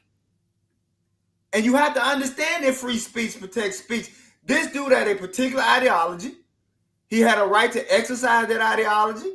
If he thought that this action or whatever was I told y'all, I was 18 years old, 19 years old, and a black woman, Brother Dean and Brother Wyatt, prayed over me in the parking lot of a Kroger. She put her hands on you, didn't she? And asked God to remove that Prince demon from my soul. What did I do? I let that old black woman finish praying on me. She gave me a $5 tip, and I said, hell, I hope she come back next week. I need this $5. Lord, you give me this $5. You keep praying this Prince demon out of me. Oh, I bought you a couple of KFC dinners with that, didn't you? Look, my mama, when I was the 18 months I was working with Prince, my mama called and left this on the answer machine. My mama called and said, baby, mama love you, but Prince and all the people who work for Prince and all the people who love Prince music going to hell. My mama left that message on that is, so I don't understand so much the anger of it, because the bottom line is it didn't stop me from loving Prince in 84. It doesn't stop me from loving Prince. I think that it's important that we see the cultural landscape of it and that we just simply understand And I think this speaks to the fact that just how important Purple Rain was not supposed to happen, y'all. See, a lot of y'all who come to Prince after Purple Rain don't truly understand the uphill battle that this dude had. Purple Rain is one of the most amazing things to ever happen. The black kid from Minneapolis playing funk and roll music was not supposed to become a cultural and international superstar in the story. And so that, if you take nothing else from these reviews, if you take nothing else, you guys need to understand that it wasn't always the Prince respected, loved. No, these articles are letting you know that Prince did the damn impossible. And he did the damn impossible by being Prince, never shying away from being Prince. And so I would like for it to be on that Prince was fighting everybody. He was fighting racism.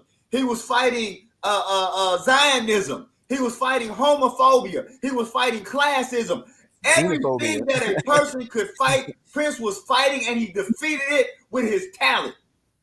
And so I have no issue with this Reverend, because I just disagree. Yeah. And I think that we should use this more to highlight that Prince overcame all of that to become one of the most important musical and cultural persons, and just understand that people gonna have different. And then to Brother Dean's point, Prince got something that most black people don't get, is a second chance. Prince had a full journey. White people often get to clean themselves up and become somebody else. Very rarely do black people get to have a second and a third and a fourth act. So even to the Prince people who didn't like what Prince was doing after the Rainbow Children, to all of y'all, and I'm about to say this is not, don't be mad at Brother Wyatt, but what I'm about to say, don't be mad at Brother Dean for about to say, and please don't be mad at Prof. Duff for what I say, to all of you ignorant fools who mad at Larry Graham. You a damn fool if you mad at Larry Graham, because Prince was a grown man. Prince chose his path. And by the way, Prince was a Seventh-day Adventist before he met Larry Graham. If you knew history, you knew that the Jehovah's Witness come out of the Seventh-day Adventists. So Larry Graham didn't introduce Prince to nothing that Prince didn't already know. So while you out here blaming and being mad at Larry Graham, you just showing your ignorance and your foolishness. And so I'll say this as a lasting point, is that take all of this to understand that Prince overcame everything, and he doesn't get enough credit for overcoming everything. And that this dude, this Reverend Peters, was doing what he thought he was called his mission to do. Prince was doing what he was called his mission to do, and we all make those decisions. And at the end of the day, I'm happy that Prince gave me 40-something years or 50-something years of great art that spans, and that Prince has a song for every idea I have in my head. Prince has a song for every mood I have in my heart. Prince has a song for every social political idea that I need. And that is the genius of Prince. And that Prince later works could probably teach Reverend Peters a little something about the love of Yeshua and the love that we should bestow to our brother. But I guarantee you that Prince's legacy of love will far outlive Reverend Peters' legacy of love. That's it. I'll shut up. I got an interesting story to share with you. With the champ. This kind of happened later, but just kind of show you just kind of how Prince was being viewed. World-renowned gospel singer, artist Fred Hammond spoke about his early days when he was with the gospel groups at Commission, and they had gone to Minneapolis. And he had said that while they were there, they got to tour like two facilities, like Terry Lewis and Jimmy Jam studio, and they were going to Paisley Park. And he said that when they asked the guys in the band or the group if they wanted to go, he said most of the group was like, nah, man. Okay, we ain't messing with Prince. He this, that, whatever, the pornographic stuff. But he was like, hey, look, I'll go. He said, riding over there, they was praying and all that type stuff, because he said, they didn't know like what to expect because they believed the hype of what I know the press has said over the years. And he said when they got in there, it was totally opposite of all this stuff they had been hearing. He said that he saw an operation that man was clicking on all cylinders. It was people working. It was, you know, world-class studios and all these type things. And he said when he came out, you know, man, you know, like the rest of the group was like, so how was it? He was like, it was dope. It was, you know, it was this, it was that. So, you know, and Fred gave him his props. He said Prince wasn't there, but he said, but they got to tour the facility, you know, meet some of the people and all that type of stuff. But to go to like what Celie was saying about, you know, it wasn't just that, you know, like the older community feeling that way. It was kind of like some of the church community as well. So Yeah. So one thing I want to say to follow up with what Celie said that, I mean, can't be said any better, but a couple of points I want to make. I think it's really important. The reason why I'm reading all these reviews and articles is I really want to show that for Prince, it wasn't what my grandmother would say, a flower bed of roses. Mhm. That's one thing. Number two, the reason why I'm dedicating a large part of my life to Prince, tons and tons of time to Prince, is because he is one of the few human beings that I see real self-actualized. Mhm. And I wish that I could self-actualize. I will never be able to self-actualize as Prince did, but he is a symbol of what is possible when you walk through the fire. Like, I can't stress it enough. And so I was going to talk about this a little at the end, but Lena Waithe is doing a webcast or podcast, whatever you want to call it. And Jennifer Lewis was on there, and it's called Legacy Talk. And she basically said that she knows who she is. She says, I am memorable. You can't quit who you are. And Prince never quit who he was. And that's some powerful, powerful stuff. Mhm. So that's the reason indeed. why we're doing what we're doing. And I just want to thank you, Celie, for breaking it down. So it's forever broke. Really Another appreciate great movie, by the way. Yeah. All right. So really quickly, I'm not gonna, I want to share some things, but we're not gonna read it. So it's really important that, again, Prince has his charity philanthropy side.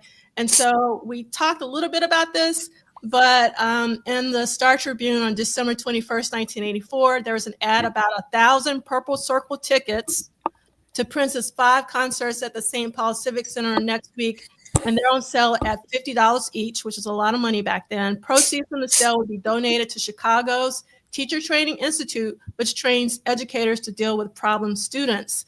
The institute is being set up by Marva Collins, who runs the West Side Preparatory School in Chicago. So again, while all of this, you know, like the knocking on Prince from the pastors and everything, he was still like holding fast to his purpose and giving back, you know, to the community through the food drives as well as the Purple Circle tickets. So on Wednesday of this week, in my personal opinion, in terms of just the actual, what am I trying to do? Here we go. And as far as like one of my prized possessions is this 12-inch. And the reason why is because of the picture label. It's such an incredible, the only other one that I really prize is that Vanity actually has a picture label for a wild animal. And I just really love the 2 photos. And obviously, I Would Die for You. The extended version is on here. Another Lonely Christmas, which is one of the best B-sides Prince has ever recorded. So this is really, really, really magical, this 12-inch here. And I remember in real time, I was so elated to get it. Now, in the book, Duane writes that this 12-inch on the Billboard Hot Dance Disco list peaked at number 50 on February 9th, 1985. And I think it's really interesting that it only peaked at number 50. But that, again, was the Billboard Hot Dance disco list. Is it I Would Die for You? Yes. Yeah. Yep. So let's see. Let me go to the You know, next. I always did like that picture. That's the side for Another lonely. yeah. I Yeah. always thought that was like I don't think that one got shared enough. It's a beautiful picture. I mean, saying real time because I don't know if that was, it was just one of those era pictures that they didn't circulate a lot, but I always thought that was a pretty dope picture. Yeah, for sure. And it really fit the mood of the song. Oh It yeah. did. It did. I mean, it's interesting. Well, I said this last week, but I know it's like the 40th anniversary of it. And it has aged well. Yeah, it really has. It has aged well. It's still as jarring and captivating as it was back then. I listened to it in the headphones the other day, and I was like, man, this thing is like monstrous. It is. It really is. All right. So this is a ticket from the St. Louis show on Thursday, December 20th. So we've gone from Buffalo now. We're in St. Louis. And you can see the special guest, Sheila E. and the Arena 5700 Oakland. And then these are similar tickets from the Friday show. You can see there's some magenta or red and some blue ones that look more like Sheila's blue. And I'm not going to read this just for the sake of time, but this is actually a really positive review from the St. Louis Press, which by David Surkamp. And what I really liked about this, actually, I'm going to read a little bit because Chris Bournet spoke to this. I really liked that this particular reviewer spoke to his musicianship. So I'm going to read the bit that where he's actually, and I love the way that he describes it, because sometimes when people try to describe music, it gets too, I don't know, frilly. So David Surkamp writes, Little Red Corvette was a study in dynamics and drama, starting the song off with a haunting 3-chord motif against a computerized percussion accompaniment, gave it an air of mystery. I try to think about, like, if E.T. fell from the sky, would he understand what's being described? And I thought that was a really good description of Little Red Corvette. And then he goes, however, when Prince's crack 5-member band came in for the first changes of a rousing chorus, all previous notions were replaced with a hard-driving rock attack. Prince is every bit the entertainer he portrayed in his role in Purple Rain. If anything, he has developed even further in the months since that film's release. He now easily commands the attention of every member of the audience, and as he demonstrated during 1984, he is capable of bringing the whole crowd to his feet with the sweep of his hand. So you can see a little bit of this was focused on the musicianship, but then it goes back to the showmanship. And yes, all right, I think that's enough for that. This is a 4-page spread in the St. Paul Pioneer Press. I wasn't going to read it anyway. I just think it's impressive when prints get like these multiple spreads in newspapers. And this is the St. Paul Pioneer Press. I love the illustration. And then this was an article. It's pretty long with a nice photo. Love these 2 photos. This diptych I thought was great. And this 4-page spread. And then this is the 4th page with some purple, which cost money back then, in paper. So I really love that. And this is the agenda for the Prince Purple Rain party at First Avenue.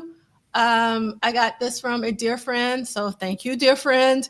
I think this is pretty amazing because it shows like what they were going to be screening at First Avenue. You can see over to the right where it says either recording, video, solid gold, where there was a remix. You can see Midnight Special, Saturday Night live video, American Bandstand. So you can kind of see, and then they have on the left possible talk breaks. So I thought this was really kind of cool to see like what the agenda was.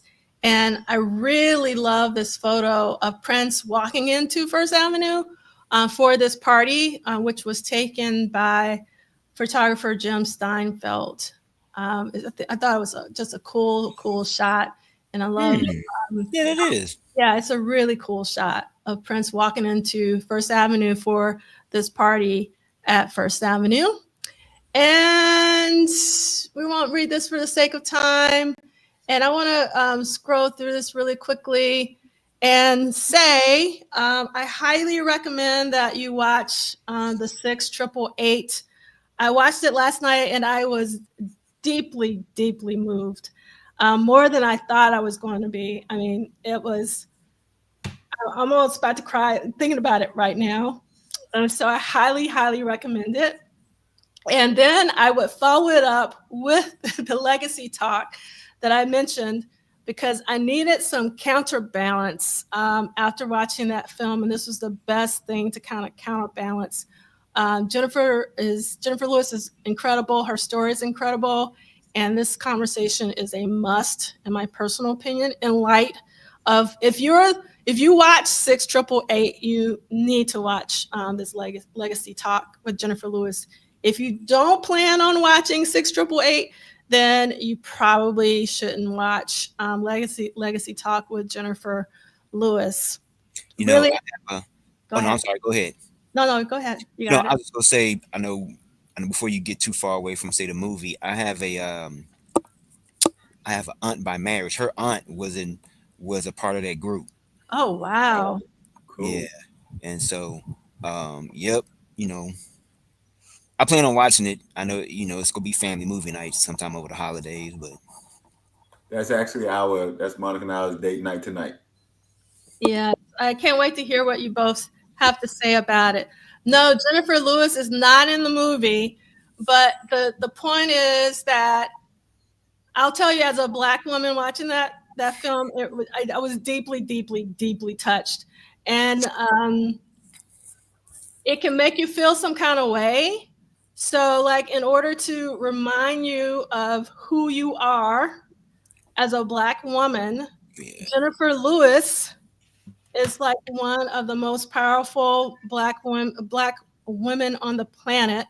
And it was just a really nice way to counterbalance all these negative messages you're getting as a Black woman from the film. And I would say this, and this is without giving a spoiler, because I haven't seen. I've read about the movie and I know the story. This is another great story of why Black people are the ultimate Americans who have loved and done more for a country that has never loved and done right by us. And so it takes a special sense of self and a special sense of knowing who you are. But this story is another one of those. It's both inspiring and heart-wrenching of, as Black people, we have loved and done more for this country than the people who claim it as their own.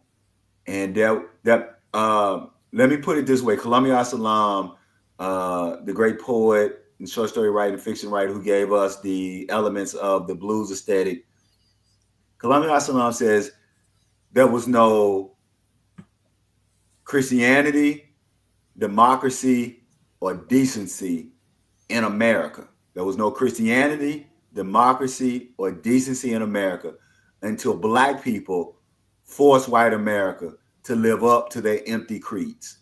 That's what this movie speaks to. This movie is another example of Black people forcing racist white people to live up to their empty creeds of decency, democracy, and Christianity. I'll shut up. I'll say, let me switch to my history educator mode. I can definitely tell you, in your high school, say, curriculum, or in your child's high school, say, curriculum, in U.S. history, this story is not mentioned. That is correct. The story of the Tuskegee Airmen is not mentioned. Red Tails is not mentioned. Miracle at Santa Ana by Spike Lee is not mentioned. These films are very important. Ooh, I'm getting choked up. Hold on.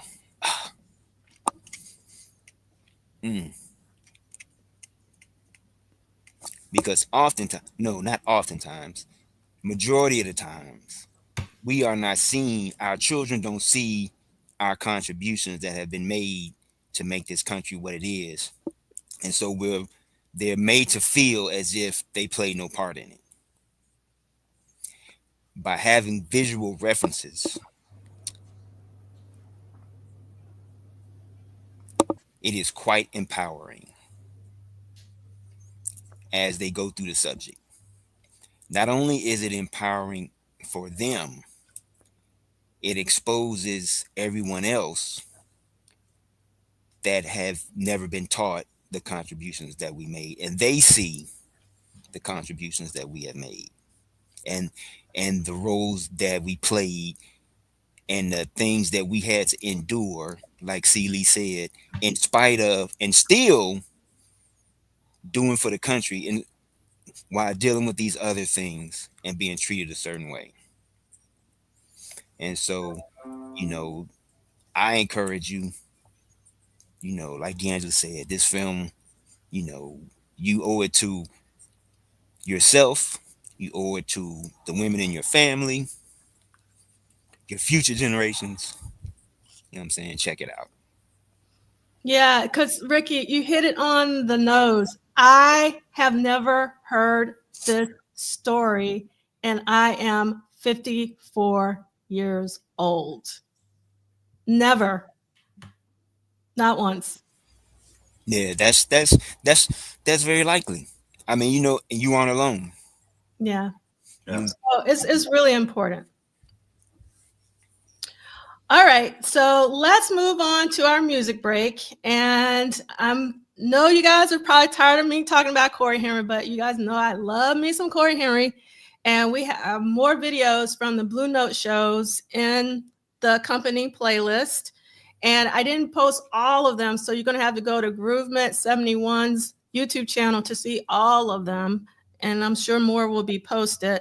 But if you want to know like what I'm so like goo gaga over Corey Henry for, I went to 3 different shows and each show was different. The first show, which was on a Thursday, was just him and a piano and a kick drum. And then the second show on Saturday had a full band with backup singers. And then the show on Sunday was when he was in his instrumental vibe. And I know C. Lee isn't into the instrumentals, but I love me some instrumentals. So that was my favorite night. So if you want to check out the musicianship, again, real music by real musicians, do not sleep on Corey Henry. I cannot stress that enough. And that's Corey without an E in Corey. All right. We've also been talking about Omar. Ricky, did you do your Omar homework? Yes, I did. Yes, I did. What did you think? I thought it was dope. I'm gonna have to give it another listen because I was, working around the house doing some stuff. But I mean, I'm a sucker for live music. Like live instrument with real instruments being used on albums and things like that. And it was refreshing to hear that. I was caught off guard with the duet with him and Erykah Badu on oh, I don't know the title of the song. It's a diamond in the back. Son, Yeah. Be grateful. It'd be great. Yeah. This is William Devon, and I think he also recorded it with Angie Stone. I think there's 2 different versions of that. Okay. I could be wrong, but I think that there is. Yeah. So like the one that I heard was with him and Erykah Badu. Yeah, but I thought it was dope. I mean, so thank you for referring that to me. You know what I'm saying? So I'm still listening to it actually. Because see, I like to sit with things, so that's how we used to do back in the day. Like you get a new album, you do your homework to it, you study to it, you'd be doing Saturday chores to it. So like you didn't go for it or like you didn't like digest it all in just one listen. Oh no, yeah, you definitely have to listen. I think at least 3 times. Oh yeah, and technically, if you can 3 times in a row. And actually, I just want to say really quickly, Lady Cab Driver, I don't know how to pronounce this band, but I love them too, and I listen to them. I just don't know how to.